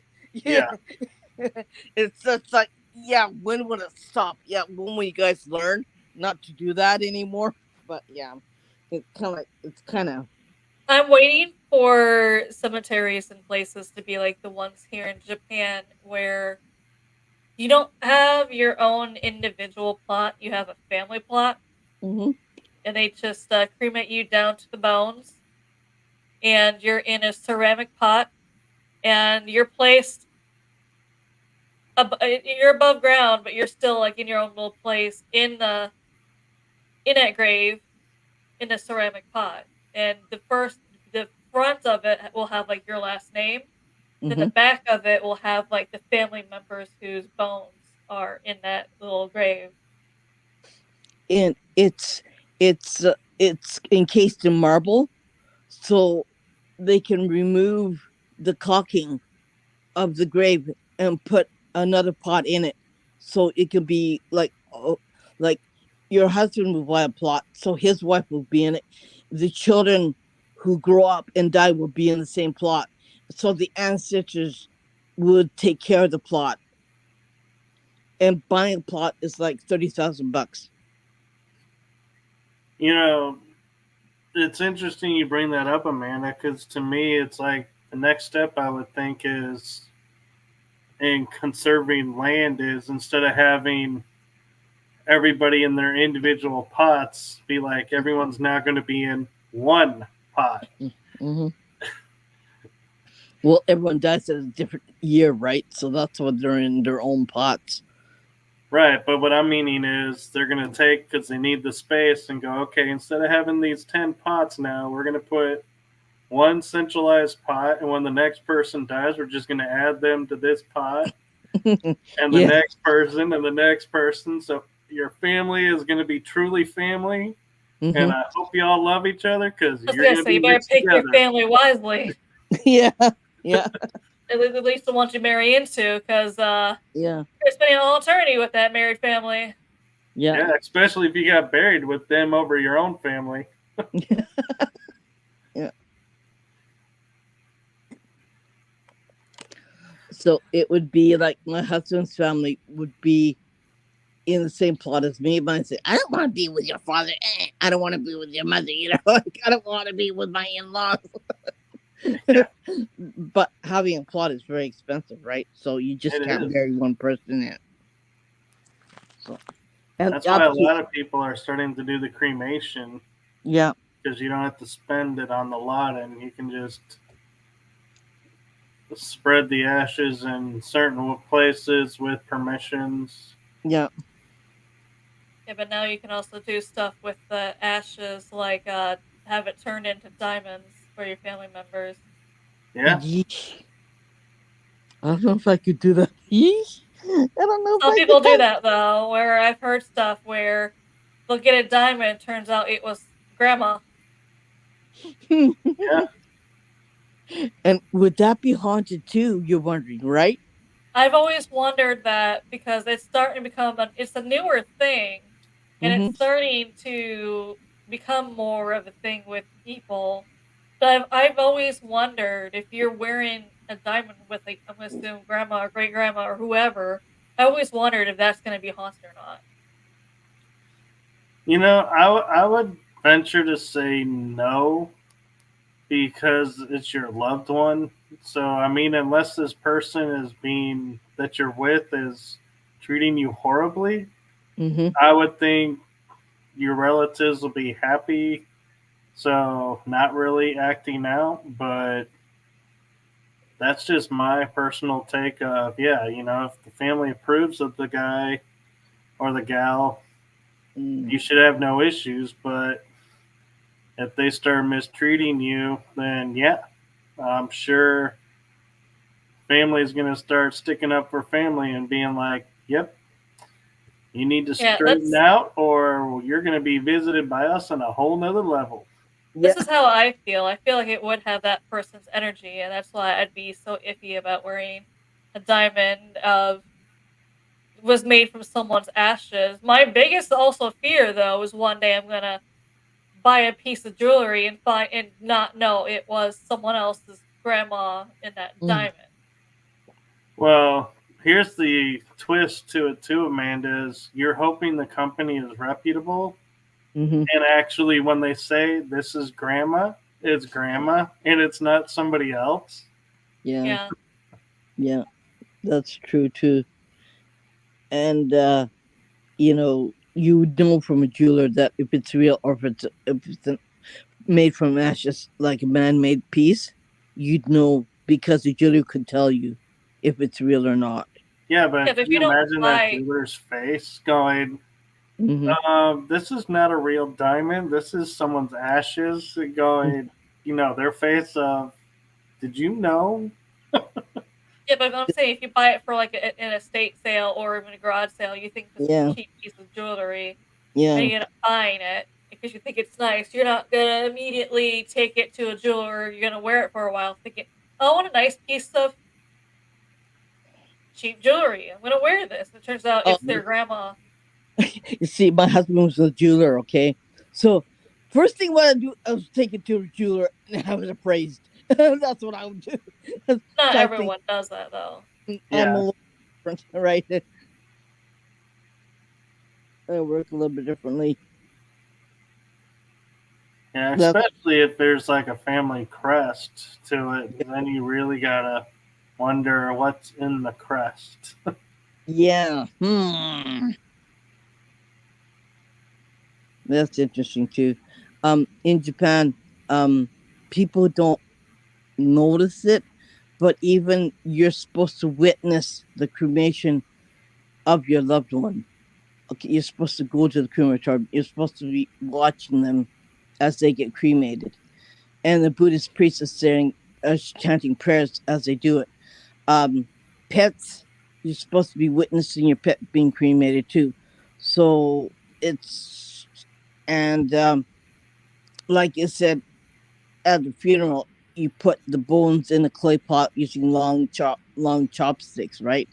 That's why you never had a piece of food with your chopstick and another person taking it from their chopstick. You never do that because that's the only thing you do in the funeral, right? So it's just there are rules and regulations with eating too, and you just don't do certain things because you'll get you're not supposed to do that. Like yeah, Yeah. but it's kind of morbid watching your pet being cremated. I just don't. Yeah, I couldn't do it. I don't do that, and I don't like watching somebody else being cremated. Like I had to go to several family funerals on my husband's side, and I always end up leaving the room and sitting on a chair someplace else because I don't like watching it. I don't like being there. And I'm saying, no, not gonna do this. Not gonna go there because the first time I did, I had nightmares right through the whole week, and I couldn't sleep all night. I go, ooh, that it just creeped me out. I think it was a shock to my system because yeah, first time I had to see it, and I went like this, and I said, I can't do this. And I couldn't You sleep know, for. and I just had an interesting thought pop in my head of we do the jewelry or different, like you could do spires or that light up or different things with people's ashes, Mm-hmm. but nobody does anything like that for the pets. You can do. You can buy. I've heard of companies doing it. Where you can send the ashes to get I got your this. pet also a diamond. My cat died in March. She was kind of old, so I have her one of her bones and her finger and her claw in it, and they give you can. Some places will make you pay for this keepsake, and this one I got free. You could choose any color you want, right? Yeah, it's just I was thinking like when you go to places to cremate your pets, they don't hand you a flyer and being like, hey, you can have your pet, turned into this piece of jewelry or No, they this, don't. like you see with your family members. And it's like, I was just realizing and thinking, man, that's kind of harsh that we don't do that. No, And at the same time, though, imagine if you had a cat that your partner hated yeah, that passes on and you create a ring and you give it to him and he's going to get scratched up every time with that ring and be like, what is up with this ring? And finally say, well, remember our family member that you really hated? You're wearing him. yeah.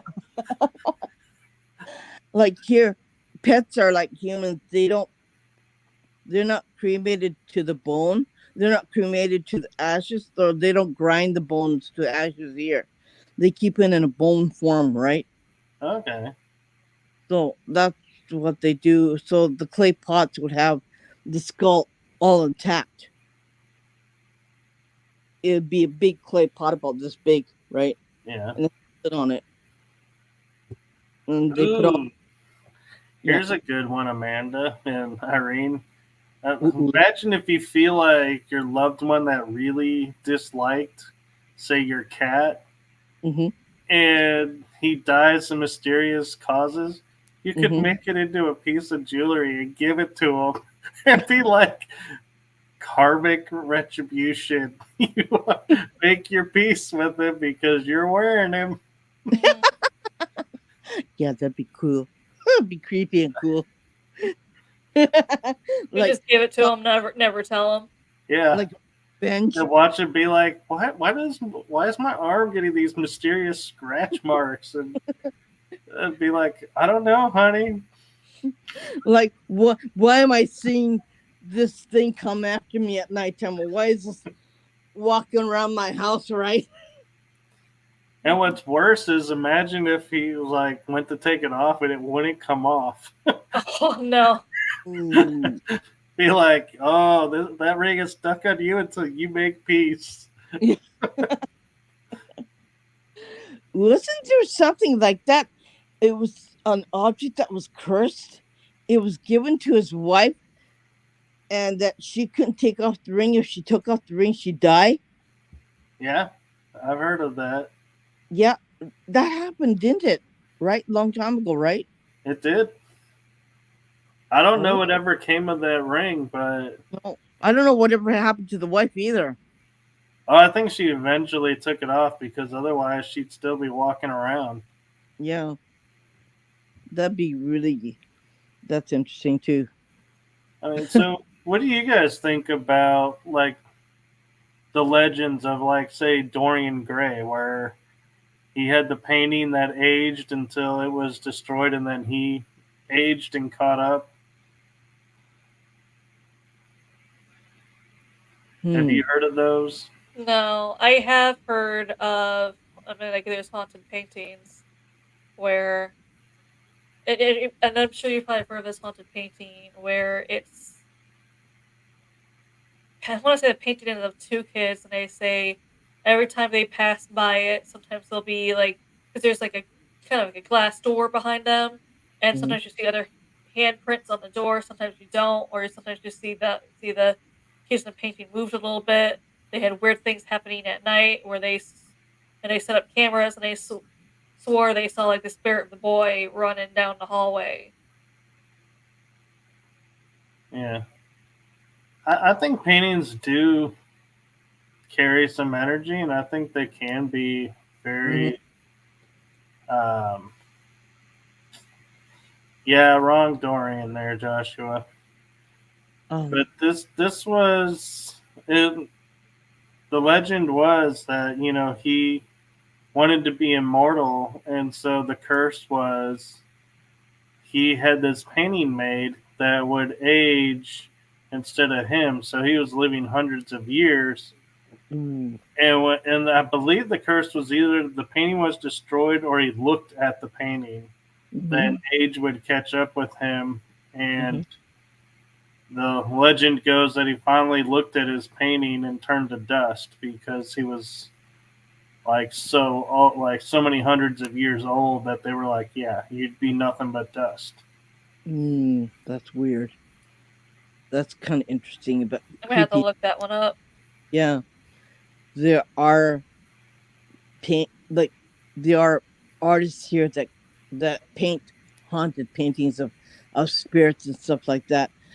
People don't want them in their house because they're kind of like freaky, superstitious people, and I don't have anything like that in my house either. But a lot of people who are interested in right like them and do hang them in their house. Yeah, Um, it's like yeah, they're not married anymore, right? They're kind of like divorced and single by now, right? People who do have them, but yeah, they are creepy. They're not for sale. The thing is, that you can't find them anywhere. And you can't find lithographs of them either. It's just like, where do you find them, right? Right, and I'm curious if Japan ever went through the phase. Sorry, that I think went through Victorian England. I think did it, and America did it for a while, where when your loved one died, you would pay to have a photograph where you're all standing together as a family, Yeah, and they see were those either photos. sitting in a chair or standing with you and being photographed with the deceased. I've never heard of that here. They did it with family members then. I've seen a lot of those pictures. They did it mostly also with children, I believe. Like if your child Yeah. died, Right. you get the one last family photo with them where they dress the kid up. Uh, You just do that one last family photo. Yeah. yeah. And I've even heard of some of the photos where they said that the kid looked so bad that they actually were paid to put makeup on to make him look better. Ooh. And it's like, yeah, that's even creepier when you look at this deceased kid with makeup on to make Yeah. him look real. Hey, Nikki. Luckily, it was black and white photography at the time, not color, Yeah. but still. It's really creepy, isn't it? When they have to do that. Here, you'd have a family photo at the at the at the cremation place, right? And everyone would stand together and have and take a picture of everybody at the funeral place. But to me, even that's creepy. Yeah. And I never took a picture, but I know people would take pictures and put it in their photo album.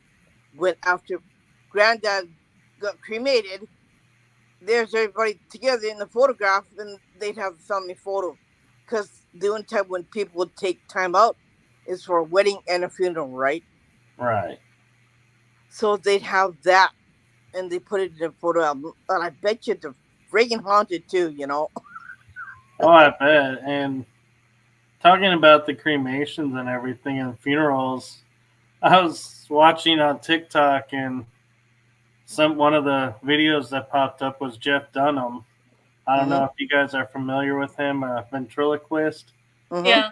And one of the puppets goes, "Oh, you should totally go to a funeral and be sitting there, and while everyone's sitting there crying over him, use your voice to go, 'Hey, I'm not dead,' and watch everyone freak out." And I was like, that would be so wrong.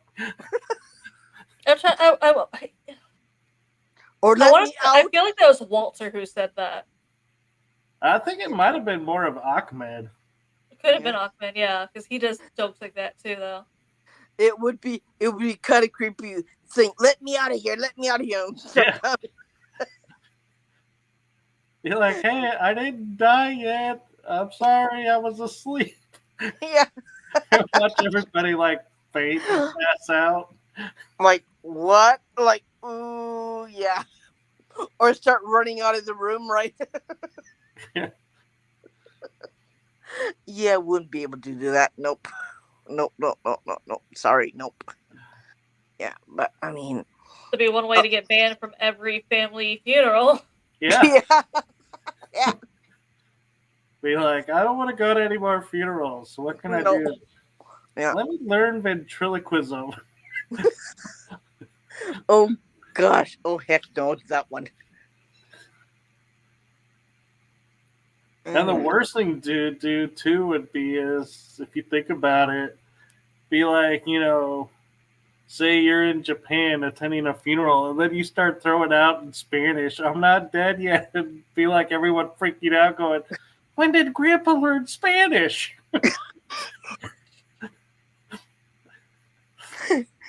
Ooh dear. Who has taken over Grandpa now? Ooh. Yeah. I think that's why in Japan, to make sure a person's truly dead, you'd have a 24-hour period pass by. So you have to be, it's called Tsuya in Japan, where you have 24 hours. So you have to make sure you have to be in the same room. You don't have to be in the same room. You have to bring the body home, right? You put him on on a futon, and you lay them down, and you dress them, or people take them to a, a place where they held funerals, and they dress them, and you have to be with them 24 hours to make sure they're dead. Yeah.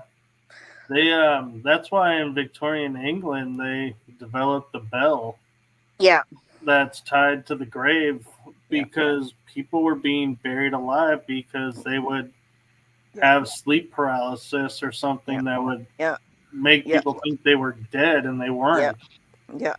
And I think that's why you will see less. Um, the card you can fill out when you're dead, that you can give organ donations. That's the way they Right. don't have that here. You only can, even if you fill out a card, let's say you can give your organs after you died. It's really not. It's without the realms of the law, and the doctor cannot touch your organs, because it's not permitted religiously by Buddhist practices, or is it permitted by the doctors allowed to touch you? They're not allowed to touch you. So Um, basically, if you need a transplant, you have to go to America and spend yeah, yeah, money.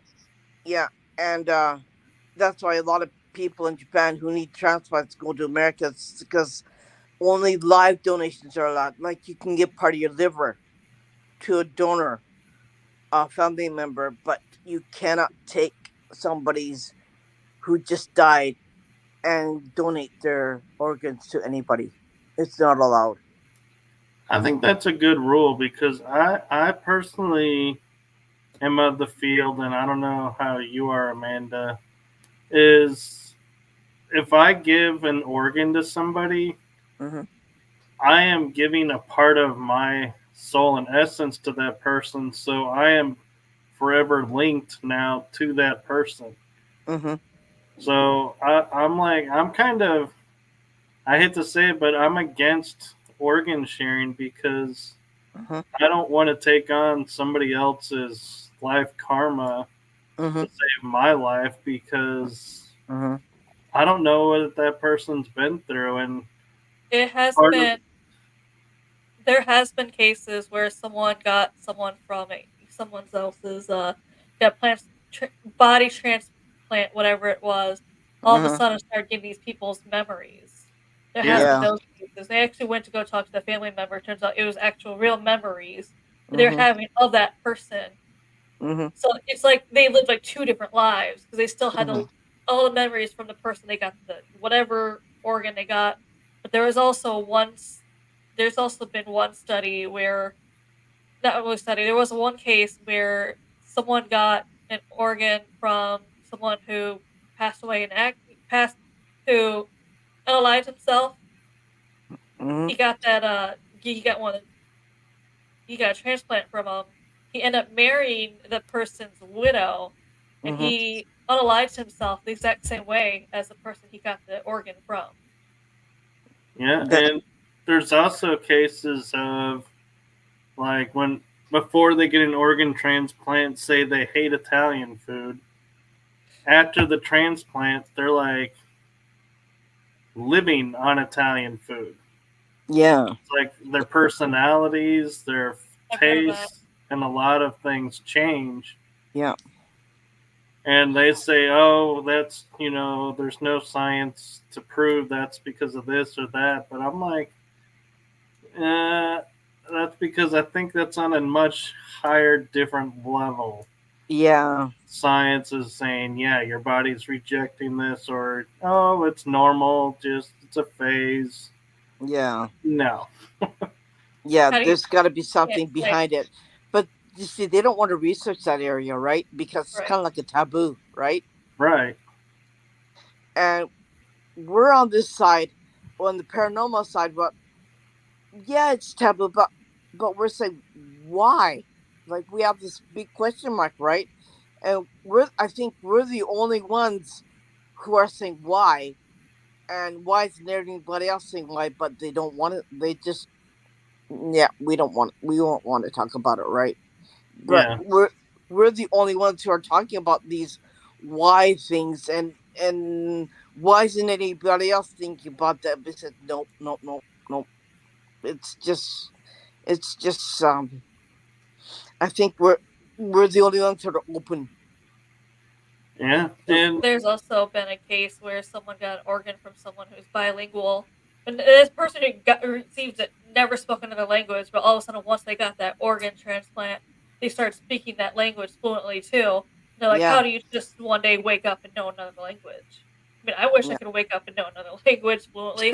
yeah. And, to piggyback what you were saying, Amanda, about the relationship where he married the widow, Mhm. I could see mentally being like so distraught because you're like, am I really in love with this person, or is it the organ that I got that's in love with them? Mhm. And I'm not, but they are. And so it's like, it can be a really huge mind warp of, are you really feeling what you're feeling, or are you feeling what they're feeling? In which case, you're doing more harm to the Mhm. other person. So I could It's They see end up why you would react that way. it's like a conflict, isn't it? Conflict of Yeah. interest. they And unalive themselves the exact same way that the person got the organ from did. So that's even. I'm like that also has to be so much worse on that widow. You're a widow twice, the exact same yeah. method as that he did. And it'd almost be interesting to scientifically take the organ that was donated to another person and Mhm. see if it happens a third time. And be like, and say, okay, science, you cannot tell me it's not attached to the organ Mhm. if it's happened now a third time. Another weird thing is going on. I don't think any of you guys know about it unless you're from this side of the Pacific Ocean. Is that in China they jail you for frivolous crime? The only reason why is because they need your organs, right? Right. So you be in front of a shooting squad, and they have a doctor harvesting your organs as soon as you're shot Yeah. and selling it on the black market. Yeah, I've heard of that. Yeah. So that's still happening even in China, even to this day. There's even cases where people are attacked on the streets and they wake up and they're in like an ice bath or something, and they're like, yeah, organs have been stolen from them because Yeah. people need it. And the one thing, though, I gotta say that I find interesting about that is organs are to certain blood types. You Mhm. can't just take Yeah. a kidney and Mhm. throw it in someone. Yeah. So who is got a hold of the list of who Mm. is what Mhm. to make you a target? It's like, how did they get that information? Yeah. Because It's yeah, yeah. there's no way it's just an accident that you were picked and you're missing a kidney now or two. Yeah. It's And I like, think more for me, it'd be more difficult for me because I'm AB positive, okay? So is my husband, so is my daughter, and so is my oldest son. I mean, it's got like 4%, right? Of the population, right? yeah, It has the same blood type. And that's why I was never, when I lived in Canada, that's why I was never, my brother refused for me to get a driver's license because if I had an accent, I wouldn't be able to get a transfusion from anybody, right? And when I was growing up, when I was going to high school, I gave blood for the Red Cross for the first time, and I'd be rushed to the hospital in an ambulance because somebody needed open heart surgery. That's how bad it was for me. Yeah. And in high school, I was the only person who had AB positive. My other friend had AB negative, and there was only one, me and my friend. We were the only people who had the same blood type, but one was positive. I was positive. She was negative, and so it's really difficult for me because I can't do, like, I don't even go out on my bicycle anymore on the streets anymore since I moved to Tokyo, because there's more traffic and it's more hectic and it's scary as hell for me. So I don't like going to the grocery store. It's just, Yeah. yeah, too yeah, it's too freaky, right? So I mean, getting a body parts for me was the most difficult thing for me, right? Definitely. And yeah, and uh, there are so many things right now that are going on that it's really difficult to sit there and say, the um, paranormal, for example, Yeah. is I was talking with a friend and was, sitting there saying, you probably are more into the paranormal than you realize. And they're like, no, I am Mhm. totally anti paranormal. And I was like, so Mhm. what about the supernatural? Oh, yeah, I'm into the supernatural. I even love the supernatural show. And I was like, you realize that's a paranormal show? Yeah. Yeah. No, it's not. I was like, Yes. Yeah. let me explain to you something. Mhm. Supernatural falls in paranormal realm, and they're like, Yeah. no, it's spirituality. I'm like, no, Whoever Mhm. wrote that show it's really did their research. Yeah. Yeah. yeah. It is. And I was like, and they're like, well, angels aren't paranormal. I was like, actually, yes, they are. Mhm. And Yep. they were like, how are they angels? I was like, well, because they're a creature that's unexplained. Mhm. And the paranormal's definition is anything that's unexplained, is one way to look at it. But the other way to look at it, and this is something that I've recently started looking at, is as we're becoming more aware of other races out there in the Mhm. universe, or multiverse, or ultraverse, however far you want to look at it, Mhm. those beings came here to help us, and Mhm. so therefore the angels could be classified as one of those, in which Mhm. case it's still paranormal. I Yeah. hate to break it to you, you're not going to ever get that out of the paranormal field. Yeah. It's funny, because Japan in the past, they're more into the paranormal, and you'd find the people who are into that are more older people, right? But the young people don't want to have anything to do with it, right? Right. Like Amanda's age compared to my age, like, and they're more analytical, and if it doesn't pop out in front of you, they don't believe it. And so if it, like, they're into this writing in these books, so writing in the papers and stuff like that. And so if it doesn't pop out at you, if you can't see it, if you can't feel it, they won't believe it. So Yeah, but the thing is, we have to remember, as paranormal investigators, we were there once. mhm. I think that's the problem, is a lot of investigators forget that. And Mhm. so when people are starting on the bottom and are like, hey, I don't know about this or that, Mhm. a lot of them will, I've seen on videos or Mhm. other things, Mhm. putting people down for ideas. And I'm like, what is wrong with you? Yeah. You were there once. Yeah. I'm sorry if it was 30, 40 years ago that, since you were in those shoes, but we need to take a step back as being seasoned investigators Yeah. and go when people approach us and say, you know what? Could their idea hold water? Yeah. Is there But an ounce of validity to it? And if yes, help them explore it. mhm. Don't shut them down. Yeah. But I think even to this day, I don't dare tell anybody what I do. I don't I dare know. tell anybody that I speak to ghosts in my house.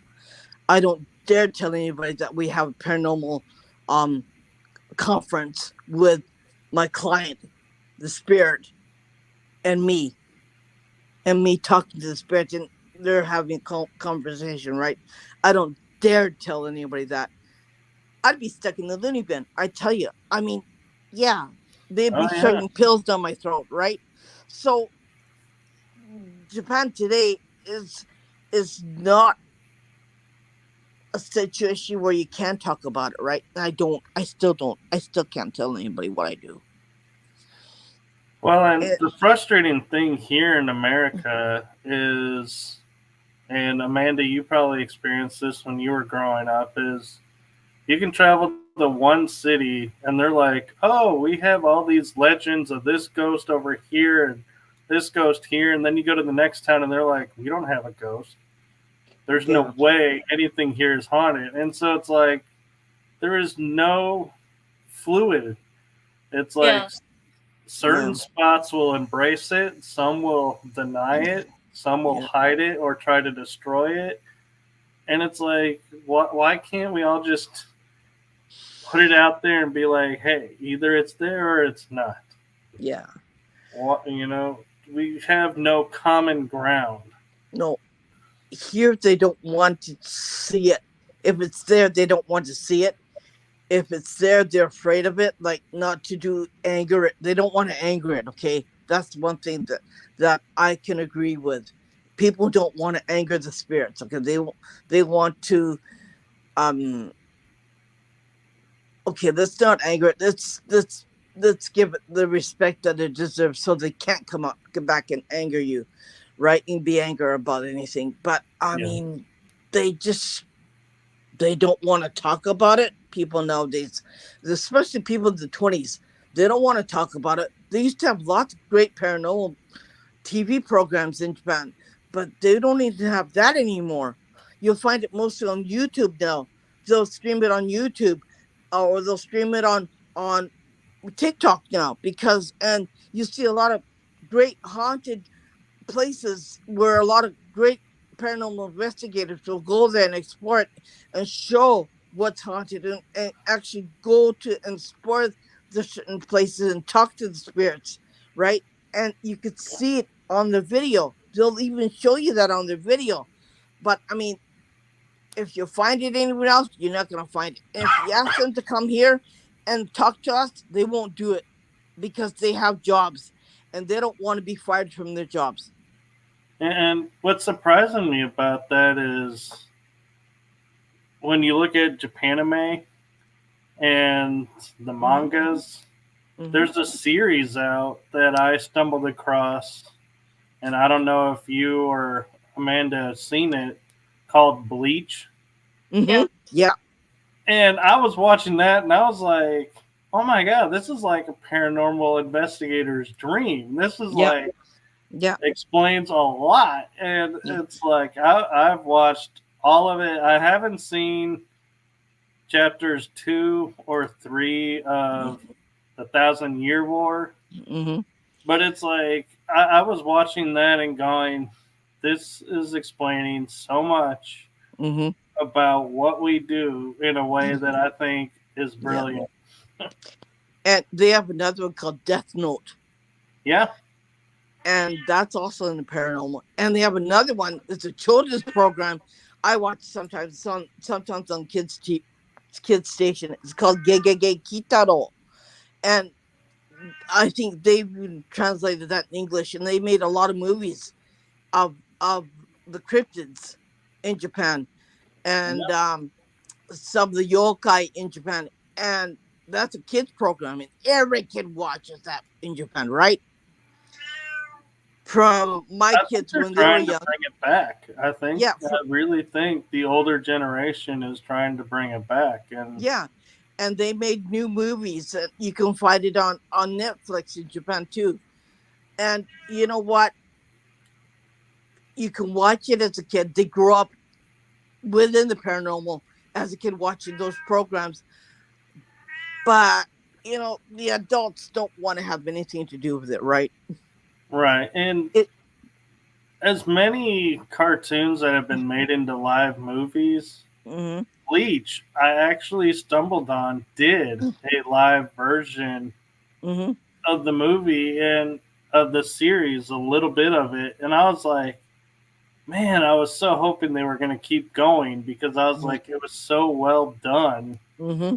that it like, and then I look at like Dragon Ball Z and they did a live version, and I was like, what were y'all thinking? You totally changed the story Mm-hmm. and changed this and that, and it just did not work. It's like there's some show, and I don't know what the magic of Japanime and the mangas is, Mm-hmm. but when you stick to the script and the Mm-hmm. story, Mm-hmm. they succeed and people flourish to them. And when you Mm-hmm. try and rewrite them and change them, Mm-hmm. it's like everybody's like, nope, and they Yeah, bomb and fail. yeah, yeah. It's just the old programs were like the some of them were really scary. The old children's uh, anime programs are really scary, right? Right. And they lost that kind of concept back then, right? So Yeah, yeah. and what amazes me is there are so many shows. Like I grew up, and I'll admit I was watching like Voltron, Mm-hmm. and I had no idea until I was like in my 20s or 30s that Voltron originated in Japan Mm-hmm. Yeah. as Go Lion. And I was Mm-hmm. like blown away. I was like, wait, what? And it Yeah. seems like Transformers was Yeah. in Japan Yeah. first. Yeah. And so all of these shows that showed us, you know, what I call disclosure of, the truth out there of, we're not alone in the universe and Mm-hmm. we don't understand everything, Yeah. has its basis in Japan's children's programming. Mm-hmm. Yeah. Uh, there's a lot of that. There's a lot of programs that came out. Like we don't have superheroes. Uh, like Spider-Man and Superman and stuff like that. We don't have that here. Um, most of it is either came from outer space, like Ultraman is a Japanese that had monsters who came Right. out of space, right? And you have the superhero who fights with the monsters from outer space, and that's what most of it's about, right? Right. Um, and Wasn't there there's also Cybermen or something that yeah, became what we call the Power Rangers? Power Rangers Go 5, yeah, that's also something that is like from outer space too, right? Yeah. So mostly it's from outer space, and mostly it's from like they have a robot too. I forgot the name of it. Damn it, my husband knows. Um, I forgot the name. Oh, Astro Boy. Yeah. That's from outer space too, right?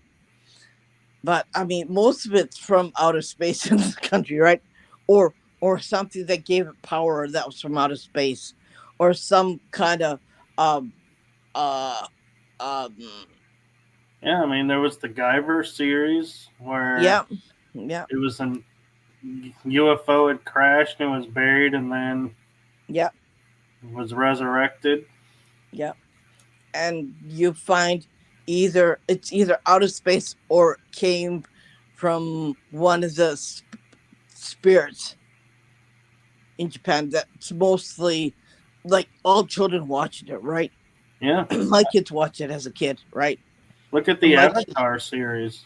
yep, yeah, and they all watched it, and they all. But my kids are really creepy. My kids are like they believe they're sensitive too. So my mother had it. I have it. My eldest son has it. My daughter has it. My youngest son has it. Like we're all into the creepy stuff, right? Right. So it's just like we all watch it as children. Most of us embraced it. If you ask my children about certain things, they'll come out and they'll give you a paragraph about it, right? Right. So they know more as children growing up with it. And it's a little bit different if you're really into it and if you're not, right? Because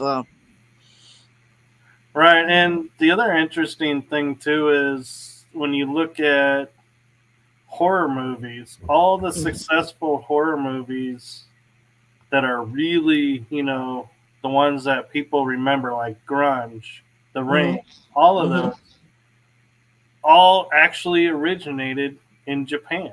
yeah, And it's funny because one thing I'll tell people is if you look into the backstory of all those movies, it's based off of a yeah, Japanese urban legend or a Japanese ghost story. Like The Ring is based off of a Japanese ghost story. They just kind Right. of modernize it. yeah. Yeah. It's and you know what? Our horror movies is based on real creepy places, haunted places, and spirits, and well, what we call that. And in America, it's mostly like crazy people going out and killing people, right? which which is not what we call haunted. Yeah. The only one I'm curious that I don't know if I ever traced back to Japan would be the Friday the 13th series and the Nightmare on Elm Street series. Friday the 13th is actually based off of, it's not here in Japan, but it was based off of something, because I used to live in Montana. It is based off of a ghost, it's based off of a story in Montana where there was, because an hour and a half away from Billings, there was basically a Camp Crystal Lake, and a guy and a kid did drown, and his mom did go crazy, so they just kind of made it, Friday the 13th based off of that because people would still go, obviously, camping in those woods, and they would always say the superstition is sleep with one eye open when you camp in this forest for that reason is Jason. Right. Um, But Uh, Irene, do you know if Nightmare on Elm Street is that an American version I or think it's an American version. I don't. it's an American thing, yeah. It's based off an Yeah, actual case in America. yeah. I forgot where it was though. I remember reading about that somewhere. You and know, talking about the subject, you know that my battery just went dead. Just talking about, really? and I had a full battery coming into this, and it's like 1% now. Wow. Yeah, and usually I get kicked off this podcast 3 times. So if I do, don't be alarmed. Amanda knows. People are like freaking out at times because like we'll be doing a podcast, she'll be kicked off, and I'll just keep talking, and they're just like, "What? Why are you acting like it's nothing, Amanda?" Then all of a sudden, Irene pops back up. I'm like, "That's why. Nothing new. I knew she was coming back on, so I Yeah. was just finishing the thing. The one thing that She's coming drives back me on." nuts, yeah, that drives me nuts doing the live shows is when the guest like spins out and drops out, and you're Mhm. like, "Uh oh," you know, Yeah. yeah, they coming back or what? And you start talking, and then they pop back in, and they're like, keep talking, and I'm like, wait, we missed something here, and it's like, yeah, because you never know, like when someone pops out, Uh-huh. are We they were gonna? talking to my friend, my friend that I usually watch on his podcast. We were talking to him about videos that you don't share in this country, right? That you shouldn't share, and that's why I don't share my groups. I think you notice that too. Is that Michael's? I don't share Japanese haunted videos, Right. and I was talking about that, right? And I got kicked out of the podcast, and I couldn't get back in because I couldn't find the link. It just went kind of weird on me. I said, and I messaged Amanda. I said, Amanda, I'm gonna finish off here because I can't get back in. Something's preventing me to coming back in again, and I don't know what the heck it was, but it was just like, yeah, I can't get back in. I'm gonna end it here, and I said goodbye to everybody this way. And sometimes you could hear my voice, but you couldn't see me, and so yeah, I had to end it because I couldn't get back in no matter what I did. Yeah, I've had that happen, and it's like it's those moments when I'm glad I have a second Hmm. because I'm like, oh, I can talk to this person until they come back in, or I'll Hmm. be like, well, until the guest comes back, let's just, fill you in on what's upcoming. Yeah. And I try to think of topics that it's like, if I just stop, no one's going to care if I don't Hmm. finish that conversational topic Hmm. and jump back into the show. Hmm. But I'm kind of curious, Amanda. Are those cherry blossoms in your background of Yeah. the Yes, of it's the supposed to show? be a photo taken in Tokyo. I was trying to find something that makes you think Japan in the background, and I found that. I tried using different photos, but unfortunately they just came out blurry. So I'm trying to also find photos that look like you can tell it's Japan, but also make sense for like when you have like three like this, or even four, when you kind of see a Hmm. little, between the squares. Hmm. Right.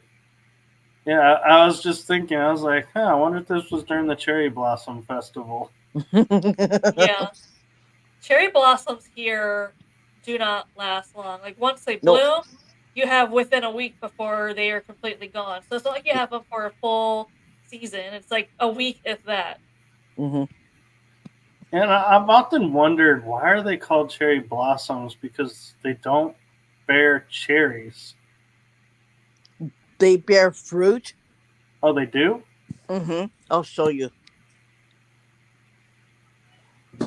You can I make. always thought they were just flowers and just they fell off and that was that. Yeah, they bear fruit. You have to Oh, preserve it because you can't eat it the way it is. This is what we call Japanese moonshine. So the fruit in it is kind of sour. It's okay. plums. It's plums, and you poke holes in it. You fill it up with white liquor, and you let it sit. And this other one here, oh, I can't lift this bottle. Yeah, this one you have red leaves in it, and then you let it soak in salt and red leaves, and you can eat it 6 months later. So they do Yeah, produce fruit. no offense, Irene, but that last one, you're on your own with that one. That did not look edible or drinkable to me. My personal feelings. Oh, the last one, it's medicinal. Ah, that You explains it. you eat it when you have a stomach problem, or or or on a hot day when you can't eat anything else. It produces enzymes that makes you want to eat. Okay. Yeah, it coats the stomach. So, and it gets really hot in this country, so everything spoils. So um yeah, you just, it's not the dry heat like what you have in Texas. It's wet and damp and ugh. Yeah, that sounds like it's more enjoyable than what we have, though. Oh, unless you want to get swamp ass in July and August. No. Nope. That's Louisiana territory. That's where Howard is, right? Yep. Well, that's like Japan too. July and August is July is the rainy season, so you get rain for 2 weeks, right? And you feel like a damn sponge that has mold on it. And then after the rainy season's finished, then you get the really hot air. And like, I bet you can fry an egg on the cement floor because yeah, Yeah. it's really hot. And Yeah, we're Amanda's finally getting rain here. near the ocean, right? Mhm. I'm near like more inland, and yeah, it's like a concrete city, and it gets so hot. Oh I yeah. mean, you can't sit in your house. You have to get the hose from outside and spray cold air water on the roof because the air conditioning doesn't work because it's still it's just like I'm sitting there going, "Ugh." Like Yeah. you can't move, you can't breathe, and the force sticks to your legs, and you go, no, can't do this. Yeah, So, people don't realize like how hot concrete gets, and Yeah. oh they yeah, put an article out like, for people walking their pets, mm-hmm, that if it's 82 degrees or higher, mm-hmm, you'll burn their paws. yeah. That's why they have booties here Well, I in can't Japan. walk my dog during the day, and people say, "Why don't get her booties?" And it's like she doesn't like anything touching her paws, so I have to Mm-hmm. take her out really early in the morning or wait until evening when the sun is starting to finally go down. Unfortunately, here, especially in the summertime, the sun starts coming up at 4 a.m. Yeah, Ugh, forget that. Yeah, yeah. Well, 3:30, it's already light out by 3:30 in the morning, yeah. I was gonna say by 4 o'clock, it's pretty much like it'd be like noon for you. That's how yeah. much light you'll have. And the birds start chirping at 3:30 in the morning. You go, you'd be Soundproof windows. you'd be swearing and cussing in the middle of the night. Oh, man, you can't believe it. You'd be throwing a blanket over your head because you just want to say, "Oh, just give me a couple more hours, please, please, please." Like, yeah, Yeah, I have a friend in Australia, and I forget every once in a while about the time difference, and I'm like, it's 9 o'clock, have a good night. And they're like, it's daytime. I'm like, yeah, oh, sorry, forgot. yeah. Time zones are a real pain in the butt. That's Yeah, They right. are, and especially when you get those that don't change. And or the one that got me was I did a interview with this lovely lady in Canada, Mm-hmm. and she goes, "Well, what time zone are you in?" I go, "Central time zone." She goes, "So we're 3.5 hours ahead of you." And I go, "Wait, what?" And she goes, "Yeah, they put a half hour on our time zone because of where we're at with the." And I was like, "You're kidding, right?" And I looked it up, and sure enough, they are 3.5 hours ahead of me. so crazy. So yeah, I was like, I had to add an extra half hour to account for time difference. Like, we don't have daylight saving time, right? It's just one time. I really personally feel like the whole planet needs to go to that Yeah, and get rid of daylight savings, because this is the headache I have. yeah. Is in the UK, they start daylight savings ahead of us, so you would Mm-hmm. think they ended ahead of us. Mm-hmm. No, they ended 3 weeks after us. Oh gosh. How do you make sense of that? No, I don't. It's Hi, like, Simone. and it really, like, when people will sit there and argue with me that time is a natural concept, I'm like, no, no, it's not. Look at how messed up it is. This is not Yeah, natural. it's just, it's screwed up. That's the reality. Yeah, we It's, created time. yeah, And it's like, we have messed up time. yeah. We screwed it up like you wouldn't believe. Even our calendars. I mean, our calendars were originally 13 Mm-hmm. months. Now they're 12 months. Mm-hmm. And they're out of order. Mm-hmm. And it's like, you really got to wonder who was sitting down and decided, let's really Yeah. mess with people. And Like we're one day ahead of you, right? right, Like but yeah. here's one of the urban legends of how in America we celebrate April 1st is April Fool's Day. Mm-hmm. Yeah. Is somebody had looked at it and said if we had kept our 13-month calendar, Mm-hmm. April 1st would be actually the beginning of our new year. Mm-hmm. So New Year's Day is actually April 1st. Mm-hmm. That's why we call it April Fool's Day, because we're like, ha ha, you're really supposed to be, your new year here, fooled you, made that you believe it's January. Oh, guess what? My daughter was born on April Fool's Day. On April 1st. I hope you were not that parent that says, hey, we got you a car, April Fools. Nah, I'm not like that. They do that at school with her. She gets that whenever she goes to school, and she gets pretty pissed off. Yeah. She I said, feel bad for shut the up. guy, though. If there was a guy that ever asked her out on her birthday Mhm. and was being serious and she thinks, oh, you're just making an April Fool's joke, and be like, poor guy. Yeah. He No, she's doesn't not know. like that. She's not like that. She's more sensitive. But then again, she has a temper. Like she's an Aries, right? So she'd probably knock off his block. So she takes after you in that aspect. Ah! No, she's worse than me. Oh, dear God. Yeah, she's worse than me. I can I've just seen see her. Amanda's face over there. It's like, oh, yeah. Well, you see, you should see her fight with her brothers, right? She broke. She's in the middle child, okay? She broke his finger one time with just a plain old cardboard box. She said, "I'm gonna get you." So he had to be rushed to the hospital and get a cast on his finger.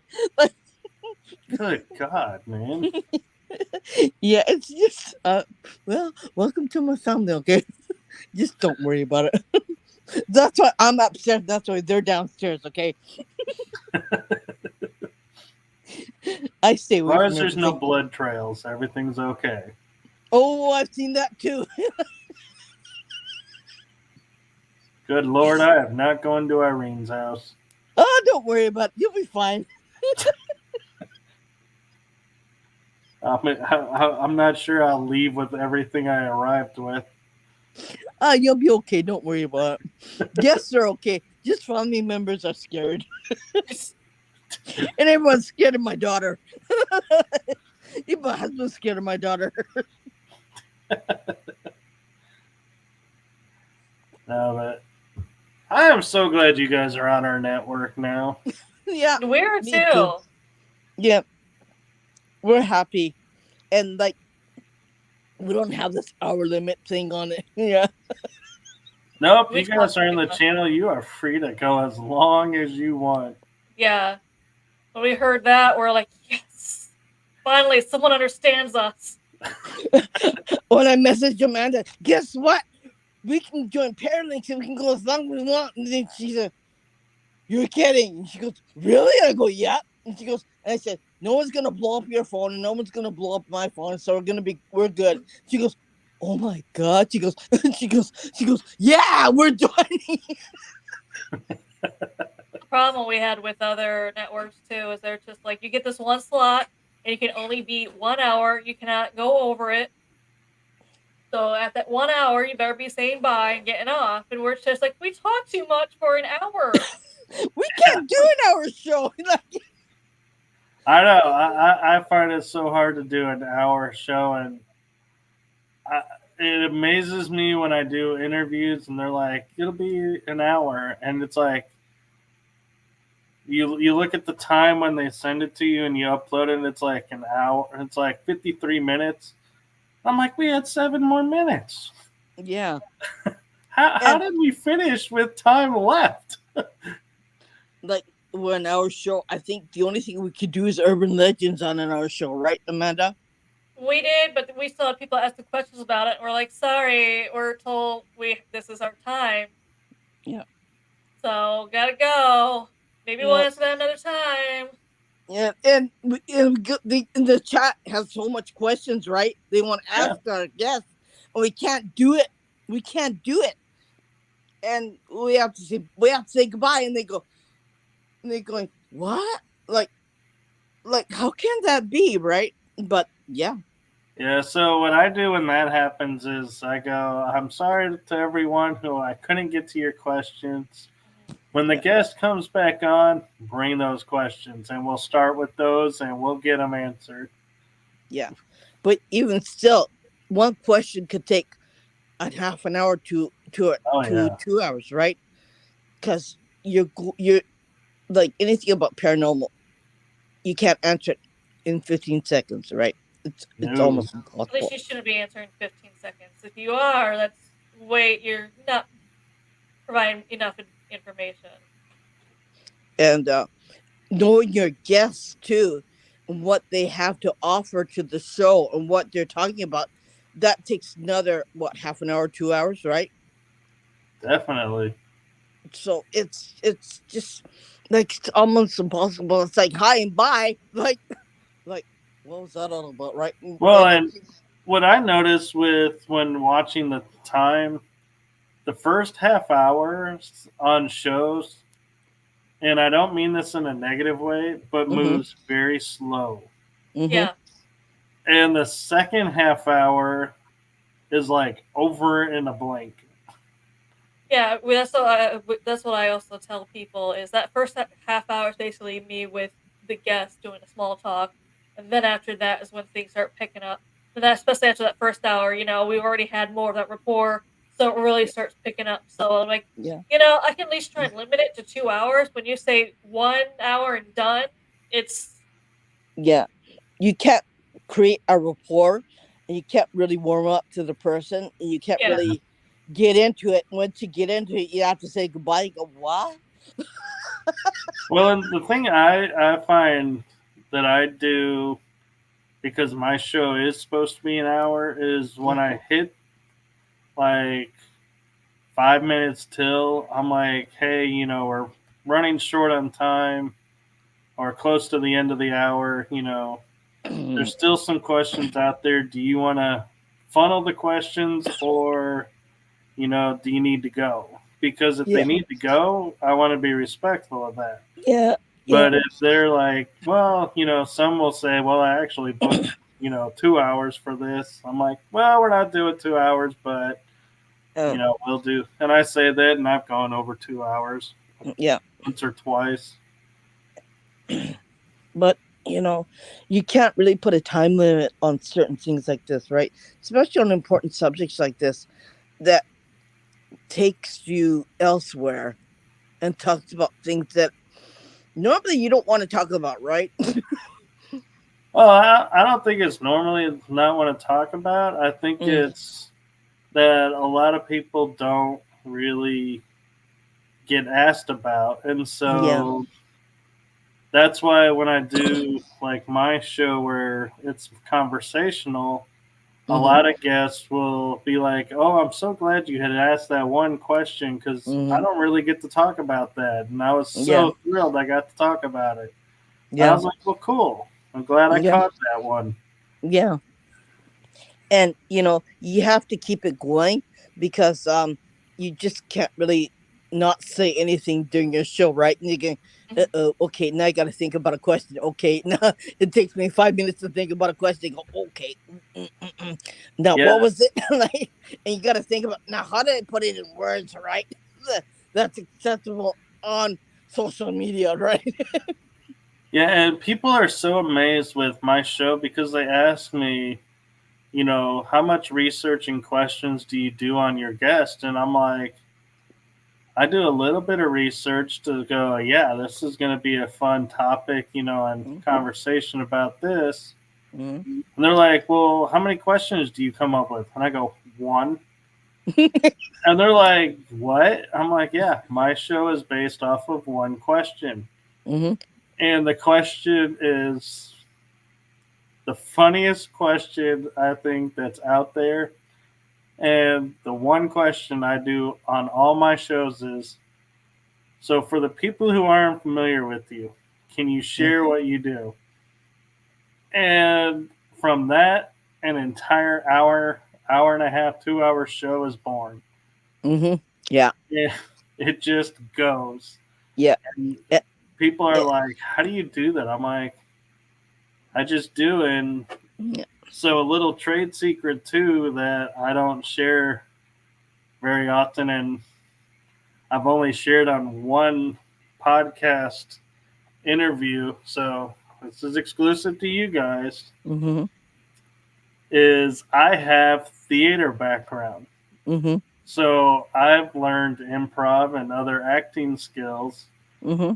And I don't share that with a lot of people because I don't want people thinking, oh, he's an actor, so this is all fake. He's acting. I'm like, no, it's all real.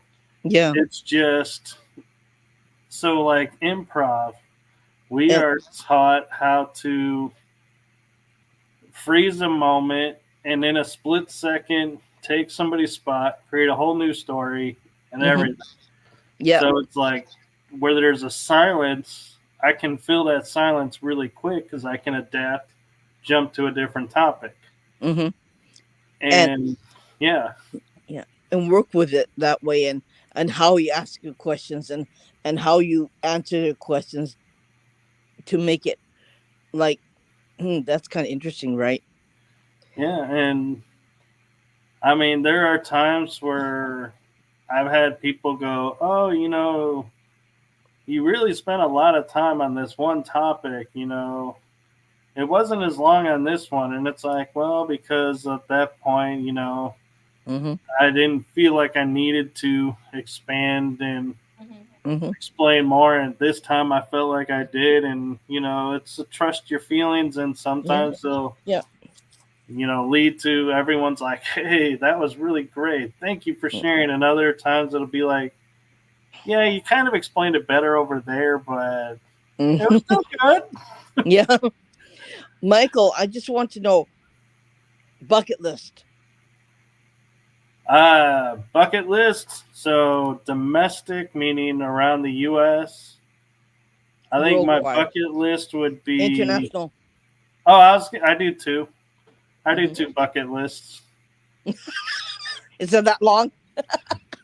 Well, it depends because there are some places I want to do international, but there are some I want to do local and domestic wise. So I always say I got 2 lists Mm. because some shows want to know what locally you want to go to, and some are like, yeah, share the international side. Yeah. So, but domestic first would be the Winchester Mm-hmm. Mansion. I'd Yeah. love to do that. They're Mm-hmm. still discovering new hidden rooms in that house. They probably Yeah. always will. Yeah. And another one is Antietam Battlefield Mm. that goes along with Gettysburg. Mm-hmm. And another one, I'm trying to think where it was, but a lot of times what comes to mind is the Yuma prison, territorial prison, the one that's in the desert, where they were like, they didn't care if you escaped because you were going to die in the desert. So it's like, that would be interesting. And international, I would say one is the Paris catacombs, Mm-hmm. the tunnels under Edinburgh, Mm-hmm. the Romanian forest where no trees grow, that Mm-hmm. spot. I'm like, that just is so curious to me why no trees will grow there. Isn't that close to Vlad Castle too? Isn't it? It might be. Yeah. It's in the same area. And um trying to think, Patagonia Island, Mm-hmm. Plague Island near Italy. Mm. That one would be interesting, just because it's like no longer really available. So it's like, ooh, that would be so cool if you could get permission and go, because you'd be like, ha ha. Yeah. Guess where I am. I know. I'd be like, guess where I get to go? I got permission. You know, it's funny going back to where you said you only come up with one question for your show. We don't come up really with questions either before a show No. because people are like, do you have a topic that we're going to talk about? And I was like, whatever comes up with us. To be honest, we had one person that ended up not working out, not scheduling. Hopefully, it will in the future. So I'm not going to mention who. But Yeah. they wanted us to send for them to be on the show a list of the questions first. And I'm just like, we've never came up with questions before a show. But also, Yeah. what happens if? And I was like, what happens if we have additional questions that come up? Because that's what happened. You're going to answer a question. We're going to have questions based off of your answer. What if someone in the chat asks you a question based on your answer? Can we Yeah. ask that, or is that like, no, sorry, it was on that list that we sent you pre-approved of? That's I was like, That's we've never done that before. I'm like, I might be no. able to come up with like 2 or 3 questions beforehand, but other than that, it's mostly just a conversation. What comes up, what comes up. Yeah. The only time I've ever been asked about questions in advance is because the person has so many topics that they talk about Mhm. that they wanted to make sure they had information pertaining to that topic at hand. Mhm. And so I was like, yeah, I really don't know if I can give you questions. And I talked back and forth, and we ended up doing the show anyway, and it worked out great. But yeah, it's hard for me because I don't like things to feel scripted. Yeah. And Yeah, that's what I told him. I felt like it's too scripted. We've never done that. And I was like, I No. can't even think of the questions, to be honest with you, ahead of time, because it's No. more of a conversation. Like, well, what if I want to show my work? I'm like, we allow that. But we're Yeah. probably going to have additional questions once we Yeah. see it. So I And can't give Amanda you. asked me about that, right? She asked me about that. I said, well, we kind of like ad lib everything, right? Yeah, no, We're not. like, Yeah, we're like go I with was the like, I flow can give you thing, the right? first 1 or 2 questions, but other Yeah. than that, it's I can't. We can't give can't you. promise anything like that either, and we can't tell you what we're thinking of because I don't know what I'm gonna say until that person comes on, Just or when they I show don't. their work. Yeah, I just don't know, and I can't tell you, Amanda. And Amanda said, "Yeah, you're right. Like we can't explain anything, and we can't. There's no way what I can do that, and me being touchy feely, like sometimes I might find say, hey, you got a spirit next door, you got attachment, or you got a something in your home. Like it can come up spontaneous to me like that too. So I cannot. Sometimes I can't hide it either, right? Sometimes I'll say it yeah, and I can't hide it, and I just can't not stop thinking about it, right? So, like, and one of the things that I get a lot of feedback on with my guests is I like how it was just conversation because we got to cover stuff that I normally don't get to. mm-hmm. And so, yeah, and for the longest time on one of my shows, we had questions, but we would hardly get to all the questions, or we'd be done with the questions in like the first 20 minutes. And so it's like, well, fumbling for the last bit of the show. And Yeah. that's where it's like, I like just going with the conversation because it's like I can hear like a statement and go, wait a minute, I have a question about that. Well, what you just said. And yeah, we get a chance to go deeper on it. And that to me makes for better shows than having everything scripted and just being, okay, yes, we're asking this normal question, this question, this question that's already been asked and been asked and been asked. And there's one thing that I don't like is the stuffy podcast.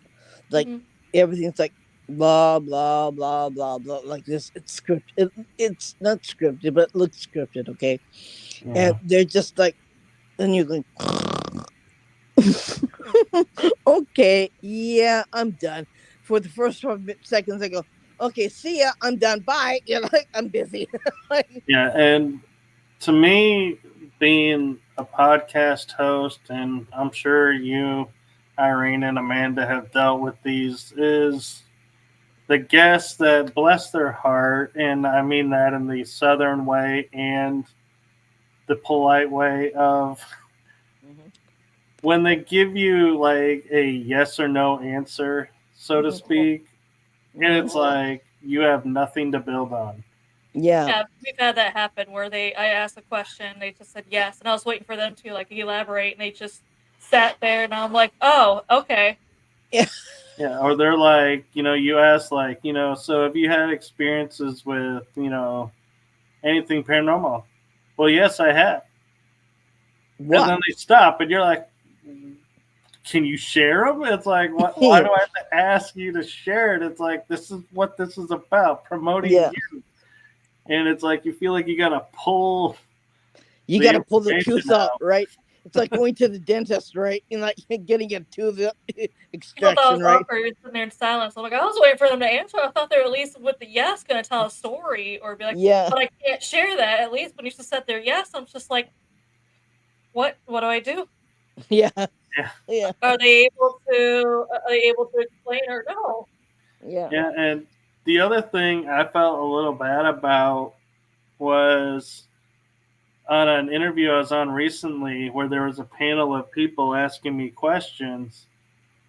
I could hear like 3 out of 4 of them really clearly. And so I was able to respond Hmm. and interact with, but one was so soft spoken. It's like I almost felt like I had to lean into the computer Like, to hear what they're yeah, saying. And I'm like, and I would feel bad because I'd be like, I'm sorry, I didn't quite catch that. Can you repeat that? And it's like, I felt bad because I didn't have to say that to anybody else. It's like, why are yeah, you so soft spoken? And it's like, but I mean, they turn out fine and everything, it's well received, but it's just that moment where you're feeling like, I feel so bad that I have to say, I can't hear you. yeah. Like sometimes I say that in the chat. Can't hear that person, or sometimes the audio is weird, or sometimes when we're doing this podcast, sometimes I hear um like real static, and I know it's not. It's paranormal, okay? Yeah. And I know there's a spirit in the messing around with the equipment. So here I am trying to get rid of it and everything. What's Irene doing? What's Irene doing? And I'm doing this, I'm doing this, I'm doing this. And they go, what's she doing? Like, that's weird, right? Yeah. And I have to Weird. If you explain watch myself, the like, show enough, you're used to it. yeah. And Yeah. And, it's funny, Amanda, and transparency for your show was you had said to me, how much time do I have yeah. set aside for this? And remember, I said 2 hours. I don't Mm, tend to go over 2 hours. yeah. I just looked at the time and I was like, And that's why I tell wow. people, because some people are just like, you won't need us that long, and we're just like, are you sure? No, people are done with us within 40 minutes and we're good. And I'm just like, you don't know us, Yeah. okay? Give me a time. They're like, no, you'll be done soon. Don't worry about it. And then 3 hours later, they're just like, oh. And I'm like, yes, this is what happens. If you don't tell me, hey, I gotta leave here, Yeah. we'll keep talking until you're like, hey, I There didn't are realize you times guys when, could. yeah. I didn't There are realize you times when, guys could actually talk. We're like, yeah. yeah. Yeah. There are times when I had to leave because I had a different appointment and I'd have to dip out within an hour and a half or an hour. And I said, I gotta go. Bye. But other than that, I'm on. I'm on to the end. It's what I find with my show is you get caught up in a topic and yeah, the time just seems to zip by. Yeah. And when you're having so much fun or interested and you want to know more, like okay, tell us more. Okay, like let's go on with it. Go, Yeah. let's do it right. It's just like, yeah, it's really weird. Yeah, and I have friends that do shows, and I've been helping, and we did a live on their show for the first time, Hmm. and the funny story behind it was they're used to doing hour shows. Hmm. Well, they were like reading my bio, and they're like, "You have so much stuff in your bio, I don't think we're gonna fit it." I was like, "Just relax. Yeah. We'll fit in what we can, and Hmm. if there's more, that's when you invite people back and you Yeah. multiple, Yeah. part with the guest." And so they were like, "Okay." So we did part one, and we're like, "Man, we didn't even really get into this, so we're gonna have you back." And they're like, "Well, let's do live. Yeah. Let's dip our toe into the live stream field." And I was like, Yeah. "Okay." So we did a live, and we still couldn't finish the topic. So they're like, "Yeah, we're gonna have you back for a third episode." And I was like, "This is so cool. I feel like I've got a trilogy coming Yeah. with this show." Yeah. But yeah, I mean, when your shows are comfortable with the time slot, Yeah. that yeah, you have the option as host to Hmm. don't cram it into 1 hour and make the episode like stressful. Make it a multi-part. Yeah. And you can't always guarantee that you're gonna stick to that script or stick to the questions, right? Because Oh, I know. there's always something that comes up. There's always some other thing that that comes through, and you want to ask that question, and then you feel, well, maybe that's not important. Maybe let's talk about something else and that's what makes it really interesting. And I don't like finding out this and that, because to me that's kind of boring. Okay. Yeah, and I've had shows to where I'm like, there's like three things in the bio that are super unique Hmm. Mhm. and rare that I've never seen in some like conversation, like I set in motion in the beginning to Hmm. those to one of those topics, and I know it's going to lead to another. Hmm. And then when the person takes a break, I'm like breathing, like you were saying, Amanda, taking that pause, Hmm. and I'll be like, "Ooh, this is a good time to." In full transparency, I'll go and say, we're talking about this backstage, and this seems like a good time to counter over to that topic. And they're like, "Actually, yeah, you're right, it is." And then we'll jump, and I'm like, "Okay, I got my three questions answered because they were so rare." I was Hmm. like, I felt so proud that I got them in, and it's like, yes, Yeah. And there were times when you really can't get anything in, because it's just like you're so busy listening to what's going on, and listening to the happening of what they experience, that sometimes you just can't get your question in, or it becomes obsolete, right? yeah. Yeah. Or my favorite is you have this great question in mind, and you're like, "Oh, this is so great. He's gonna love that I'm gonna ask this." And then they'll In be his telling their house, Josh, story. Hmm? I'm interested in who was the younger male, a child. You talking about in his house? Someone in his house, spirit wise? What younger male? I am a little confused at this. I know there's someone in there in a room, spirit wise, with you. Yeah, there is. I'm looking at it. It's over there. Yeah. I usually have an entourage, to be honest. I got spirits around me all the time. Okay. Cause yeah, I can see him. He's standing right there. Yeah, Yeah. sometimes they do good at keeping me in line, and like I'll start wanting to talk about a topic I shouldn't be talking about, and I'll start coughing and Cause be you like, were "Hold coughing on." a couple seconds I'm ago. like, "Nope, not going there." Yeah. Cause it's just He's sitting there. He's looking. It's just really interesting. You get a name or anything? I hear the name David, and I hear another one that's the name Sean. I get two. One more prominent, one in the shadow. In the background, I get David's out front. Sean is in the background. Interesting. They're kind of young. They're not that old. Are One may they be a teenager. The other one's a little bit younger. have they always been around me, or did they like Since we started the podcast, hitchhike they've a been little there. bit?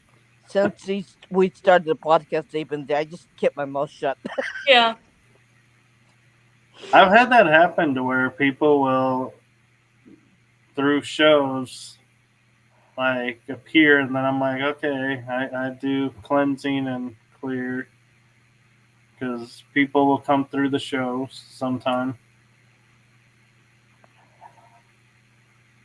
He's not hurting anybody. He's No, yeah, just there.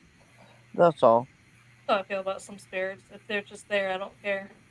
Yeah, as they're long not as they're gonna. nice and stay friendly. That's what they all say, right?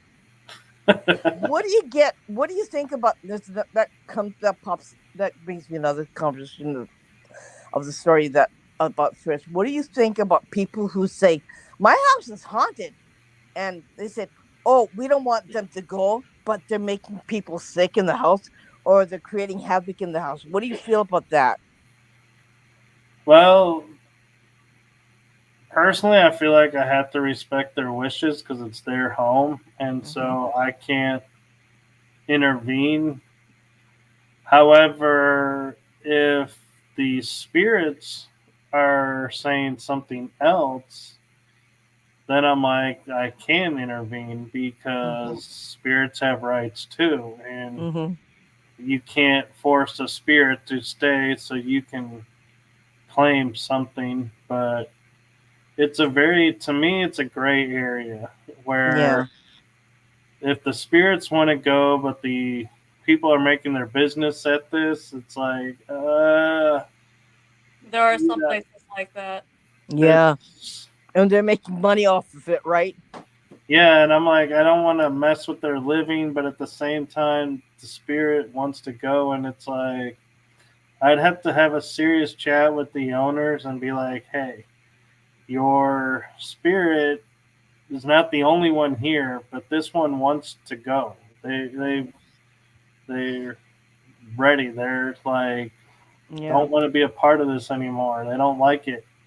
Yeah. And be like, you really are hurting them by keeping them here. Mm-hmm. And if they're like, all right, he can go, then, I'll help with that. But yeah, I try to, as much as possible, help the spirits equally as the people. Mm-hmm. But it does become hard when they're making their living at this. And it's like, yeah. Yeah. Especially if it's just the one ghost doing everything or the one spirit. It's like Mhm. really hard then to go to these people and go, have you really thought about a new course of life? Yeah. Because you're really Yeah. hurting the spirit that's here, Yeah. and he's the only one you got. I'm sorry. Yeah. Yeah. I've had times when I had to physically remove a spirit and cross them over because you don't know what. It's like Amanda's case in her home. I had to really. It wasn't like being aggressive. I had to be okay. We're gonna do this. You don't like it. I don't care if you don't like it, but you're gonna have to go. And I had to remove it Yeah. because she was freaking out, and she told me how she felt, and she didn't like the So feeling. Yeah, to give a little bit backstory on that. So about 4.5 years ago, I had someone I was casually dating for 4 months pass away. And he stuck around because he never got to, and and I've worked with other psychics, and they also had their spiritual people talk to him too, and he said, I'm not ready to cross over. The reason why he wasn't ready to cross over is he never got to do the whole wife and kids thing. And I told him, I can't help you with that anymore. If there's something else I can help you with, I'll help you. But unfortunately, it's not physically possible for me to be the wife and give you a kid. It's not physically possible anymore. But he still didn't want to cross over until he was able to do the whole wife and kids thing. I'm like, Yeah. I kept saying it's not possible. And then finally, I didn't mind him visiting me, but then after a while, he kept visiting me with more and more energy, and I'm like, he is saving energy. He's not using it. He keeps saving it up for whatever reason. I don't know what he's gonna do with it, but it's starting to worry me. Like Yeah. he wasn't harmful then. I'm like, he is storing energy for a reason. I don't know if I want to find out what. Yeah. Oh, I can imagine. I think I know what it was. And it freaked her out. And Yeah, she like asked me, he keeps coming yeah, back with more and more energy. He's storing it and saving it for some odd reason. And I don't want to So I don't want to find out. I think what he might have been doing is, and this is my personal read of it, is spirits can store up enough energy that they can take corporeal form for a amount of time. hmm And so he might have been saying, because you were saying in this situation, we cannot hmm do this. So he might have been trying to retake physical form hmm to say, hey, I gave you what you wanted. Here I am physically. yeah. Your turn. Yeah, but I didn't give him a choice, and I So had, yeah, that you can't force that upon somebody. And that's where love takes a different it becomes creepy, name. right? Yeah. Yeah, that's not So I had the to, love. The forever love ran its course, yeah. So and I just had, gotta accept that. so I had to physically remove him from her home and Hmm. cross him over. I mean, he can come back, yeah, if he wants to. Once he's crossed over, he can do that, but he can't. He can't demand anything from her. So Yeah. that's when I had Yeah, to physically remove him and cross him over and say, okay, we're gonna do this, whether you like it or not. I'm gonna cross you over. You may protest or whatever you want, but this is what I'm gonna do. If you don't like it, that's too bad. And I did. I did remove him and I did cross him over, and he kind of like got it afterwards. He said, "Okay, I got it," and he's gone. And it was like her her whole the whole energy with that environment was really heavy, yeah, and it was like you couldn't breathe for her. So when I did that, it was like a relief, like all the like, like everything went, "Whew, thank God." yeah. And And admittedly, I was reminded when Amanda, you were saying this isn't possible. The lady, I think was it Australia, who court married a ghost, There's a yeah, couple. There is one and then Australia who this, married a pirate ghost. There's another one in the UK yeah, who married a ghost too, and she and said like then she was filed being for stalked. divorce, yeah. Yeah. Yeah, yeah, and then like, and this was the part that kind of got me a little confused was when she filed for divorce. She was like, and I want partial custody of our ghost kid, and I'm like, wait, what? yeah, Like, yeah, how explain to me where this ghost kid came from and how it came about, because it just doesn't. It's like, wait a minute, what? yeah. Hold on. How can you procreate with a spirit and have a kid, right? And not only that, but it's like, how, I think they say astral. astral projection, but Like still, it's one yeah. of those questions where you're doing this, right? You're I sketching. know. I'm like, one, how did this even enter the court system? And two, how did this enter the court system? Because And how can you get a divorce right from a dead person, right? Once you're labeled dead, I don't think there's any way where you can get married to a dead. Can you? I don't Yeah, know. that's And it'd be interesting. I'd almost wonder if the ghost can file for divorce on the grounds of she cheated, yeah. infidelity, or adultery, and vice versa. It's like, how do you prove this? And how do you prove that that's a kid is a spirit kid, right? Yeah, How Can can you imagine being the judge sitting there and you being brought a divorce case, and it's like, yeah, and my ghost husband. yeah. and, he's, You'd be like, and is he in bringing the him to courtroom? court? Yes, he's sitting right there. And being like, I have What? to talk to an empty chair. And you say what? And then you're grabbing a cup of water for him, right? You go what?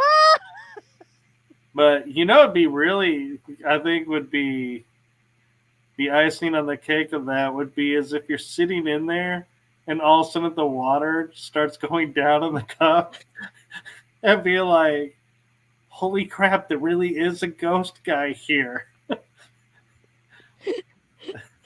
And then you have this EVP where you have the obvious right there, and he's asking questions. I know. I'm like, how do you question this ghost in court? Because there's Just no. bringing a spirit box. You're like, did you really legally marry this woman? And be like, no. Or did you have Well, kids? how are we here for divorce? I don't know. I don't know this woman from Adam.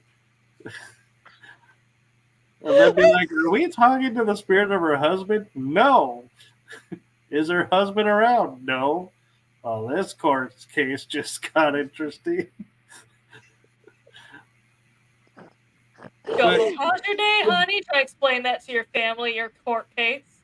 Yeah. Actually, what's worse They'll is, probably the worst part we don't even think about is, imagine the lawyer Mhm. of the ghost going, how are you getting paid for your services? They're probably calling 911 to Bellevue, right? I'm like, what lawyer sits there and goes, yes, Mr. Ghost, I will totally take your case and we are going to win. How do you get alimony too, right? If you're gonna get divorced. We're like, we're going to totally make it so you don't pay child support. We got you, sir. Yeah. Like, how does that work? Like, really? Oh, man. Oh, like, Those are moments in the paranormal field. I'm like, you realize we were like 5 steps closer to getting legitimacy in this world, and you have now put us like 40 steps back. yeah. And now we're gonna be the laughing stock because we're in the paranormal, right? I know everyone's gonna be like, "Oh, you guys investigate ghost families now." We're like, "No." Huh? So bad for the person who did the wedding. Yeah. Oh I yeah, saw the that pictures, and I'm just like, fishing. imagine being the minister or priest. You show up to this beach wedding, and they're just like, yeah, the groom is a ghost, so And the vowels, how would you say your vowels, right? Well, Your not wedding only that, vowels. but you've seen weddings where it's like really light on one side, but never zero. So Yeah. it'd be like, who's sitting here representing and who's giving away?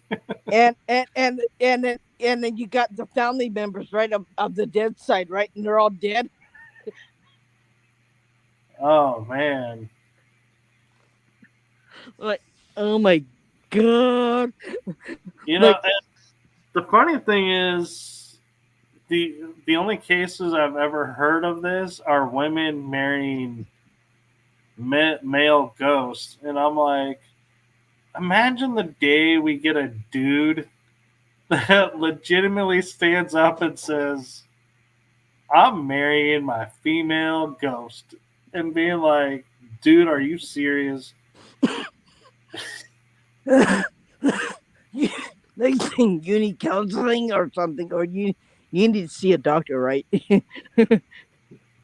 You know, I kind of wonder though, with the mentality, is there like maybe something in the male chemistry that we're like, yeah, I'm never going to court to say I'm marrying a ghost chick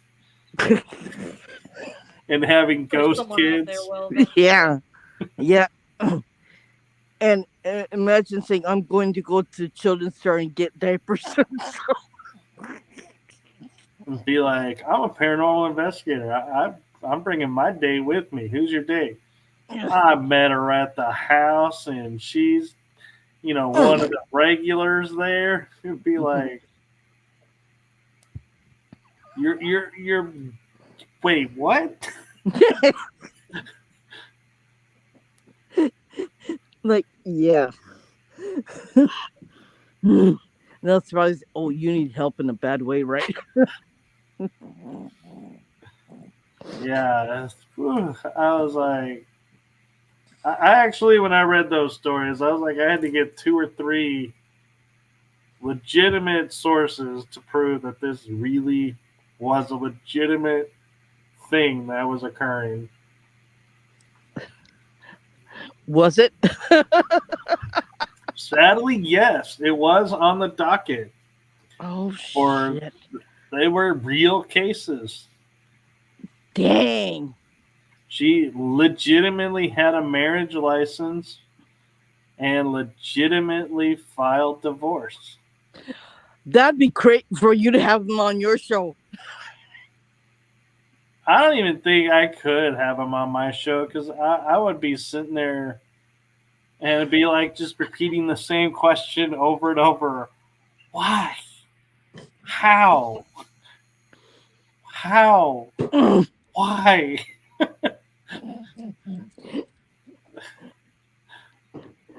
Like, I'm willing to bet that that lady will never get an interview on a paranormal podcast mm, because I don't foresee any legitimate reputable show mm-hmm. actually saying, so you were married to a ghost, what was that like? The funny thing is now, the where is she is at now, she said that she's in a real relationship, but she doesn't want with the living person, but for privacy reasons, she wasn't going to say who it was, and I'm just like, who dates that actor? Who I wants mean, to especially marry when the it's ghost? well known. Yeah. I mean, imagine, Michael, if you're like, I have a new girlfriend. It's the girl who married the pirate ghost and divorced him. And as what's sad about it is that's going to come up. Mm-hmm. That's a matter of public record. It's been in newspapers. It's been on Mm-hmm. the net. So I don't know how she thinks she's going to hide it. Yeah. But could you imagine, though, somebody brings a spirit box to the wedding for the new couple and be like to somebody's, speak now, forever hold your peace, and the spirit box goes off and says, I do. Yeah. Honey, I'm back. Oh hell no. Be like, are we accepting ghosts now as able to stop a wedding? Yeah. Like, I protest to this marriage. Like, who was that? Because there are cases where women have been accosted by spirits right in bed. Actually, I hate to tell you, Irene, but it goes both ways. Males Yeah. have been accosted too. Yeah. Well, I didn't want to made it just one sex, But there have been cases where that has happened, right? Yeah. And so I wonder, like, never had that happen to me, right? But Yeah, I haven't had it either, but I know some people who have. Yeah, I went to a place and investigated for a night where it was a thing, and then I got I got some activity from the spirit who was supposed to be doing it to the women, and the men are just like, you cannot go in that room where he does it because we don't trust nothing's gonna happen to you. So mm, I mean, you can't really defend yourself, you know. Yeah, that's what every rookie investigator wants to hear. mm. Yeah, don't go in that room because it's like, hey, you want me to investigate more with you? And we're in a building that does what? And you don't want me to go in that room? Why? Like, But no, and what was funny is I was on a location one time and I felt like a hand going in my pocket, like if I had candy in my pocket. And I was like, hey, hey, hey, there's nothing in there for you. I was like, I don't have candy on me. And I'm like, and I never felt it again, but I was like, man, that was like the closest I've ever felt a spirit to me because I've had my shirt plucked in the back, mm-hmm, snapped to let me know they were there. mm-hmm. But I was like, man, I literally, it's like, it felt like I had taken my hand and put it in my jeans pocket. And that was the worst part of it is I was wearing jeans. So, those pockets are tight. Yeah. It's like, man, I literally felt like there was a hand going in my pocket. And I was like, I even stopped and moved. And I was like, hey, hey, don't be putting your hand in there. There's no food in there. You're being groped by. Funny story, Irene, is there was a lady spirit who was well known for doing that in there. So it could have been her. Saying, Trying to grab your junk. I'm like, I'm sorry, lady. If you think you're gonna do that, you better pump a few drinks in me first. Ain't gonna happen. I'm like, I'm not that type of swinger.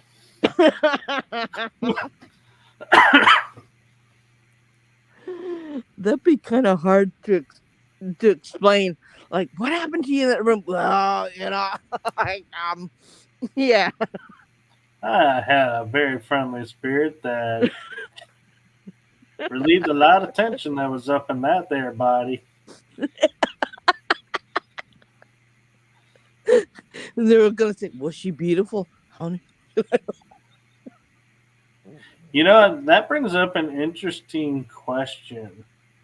If you do get accosted by a ghost on an investigation, like felt up like that, is that considered cheating? I wouldn't think it would be. Would you, Amanda? What was the question? So, like we were saying, like if like you get a really friendly spirit that's like being touchy feely, is In a that place, considered cheating in a place that your privates. by a spirit? Yeah. It's not, you can't. How do you prevent that though? If they want to touch you, you can't see them. So Yeah. I mean, So, I Irene mean, can't say that to her husband because he would never So fall for that. I didn't see him when he did it. I have a barrier around me, right? I create a barrier, so yeah. if they wanted to, they can't do it. Yeah, I They had just 2 or 3 of those now, but from lessons learned. But yeah, I've never had that type of friendly spirit. But yeah, I do sit down though and wonder, like, when you go to your partner and say, "Yeah, this spirit, while I was on this investigation, totally grabbed me down there and going, and looking at your partner and going, you can't be mad at me, but at the same time going, why are you telling your partner this? Like, I'd be really quiet about that one, right?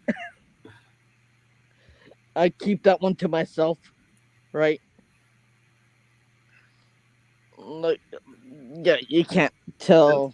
Because technically you're being unfaithful, but at the same point, you're not choosing to be. Yeah, it's just that you don't talk about it, right? I'm like, yeah, you're right. Like, Yeah, I mean, how do you deal with the guilt of that though? Like, Yeah, feeling. I don't even know. I wouldn't. It never happened to me, and yeah, I uh, venture to say it'll never happen to me. I won't say it'll never happen to me, but yeah, that has never happened to me. I don't see myself putting myself in position to where it's like, yeah, all my defenses are down, so have at it, spirits. No.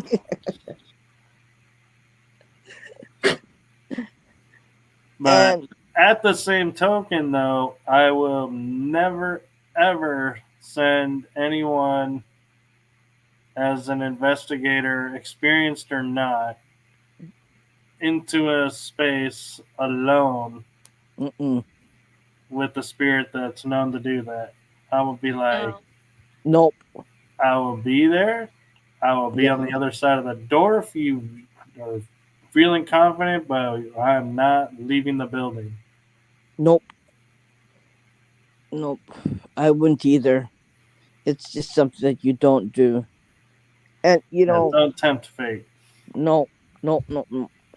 Like, the thing is that when you go in a certain situation where you know something's going to happen, like some untoward things that happen, you always make, you can say, you can talk to me, I will ask questions, you can answer me, but you are not allowed to come in my space, right?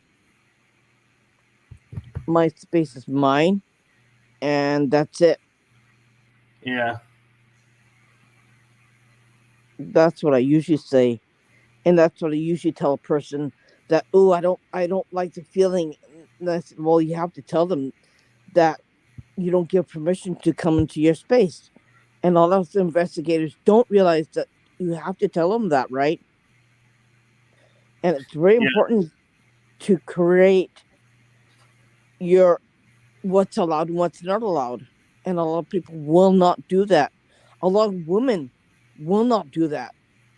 And I said, Yeah. hey, A lot of people try to get the evidence at too much cost and think it's okay as long as I get the evidence and can prove this or that, it's worth it. I'm like, no, I never ever put myself in harm's way to get an EVP or get yeah. shadow image or a door closing. I'm like, no, I don't. How far is too far, right? Where do you call the limit, right? So the I am of the school of I will communicate with the spirit on location, Mm-hmm. friendly conversation, just like we're having. Mm-hmm. I am not going to sit there and be like start to agitate Mm-mm. something No. to get reaction and be like, yeah, you know here we go. I'm not an antagonizer.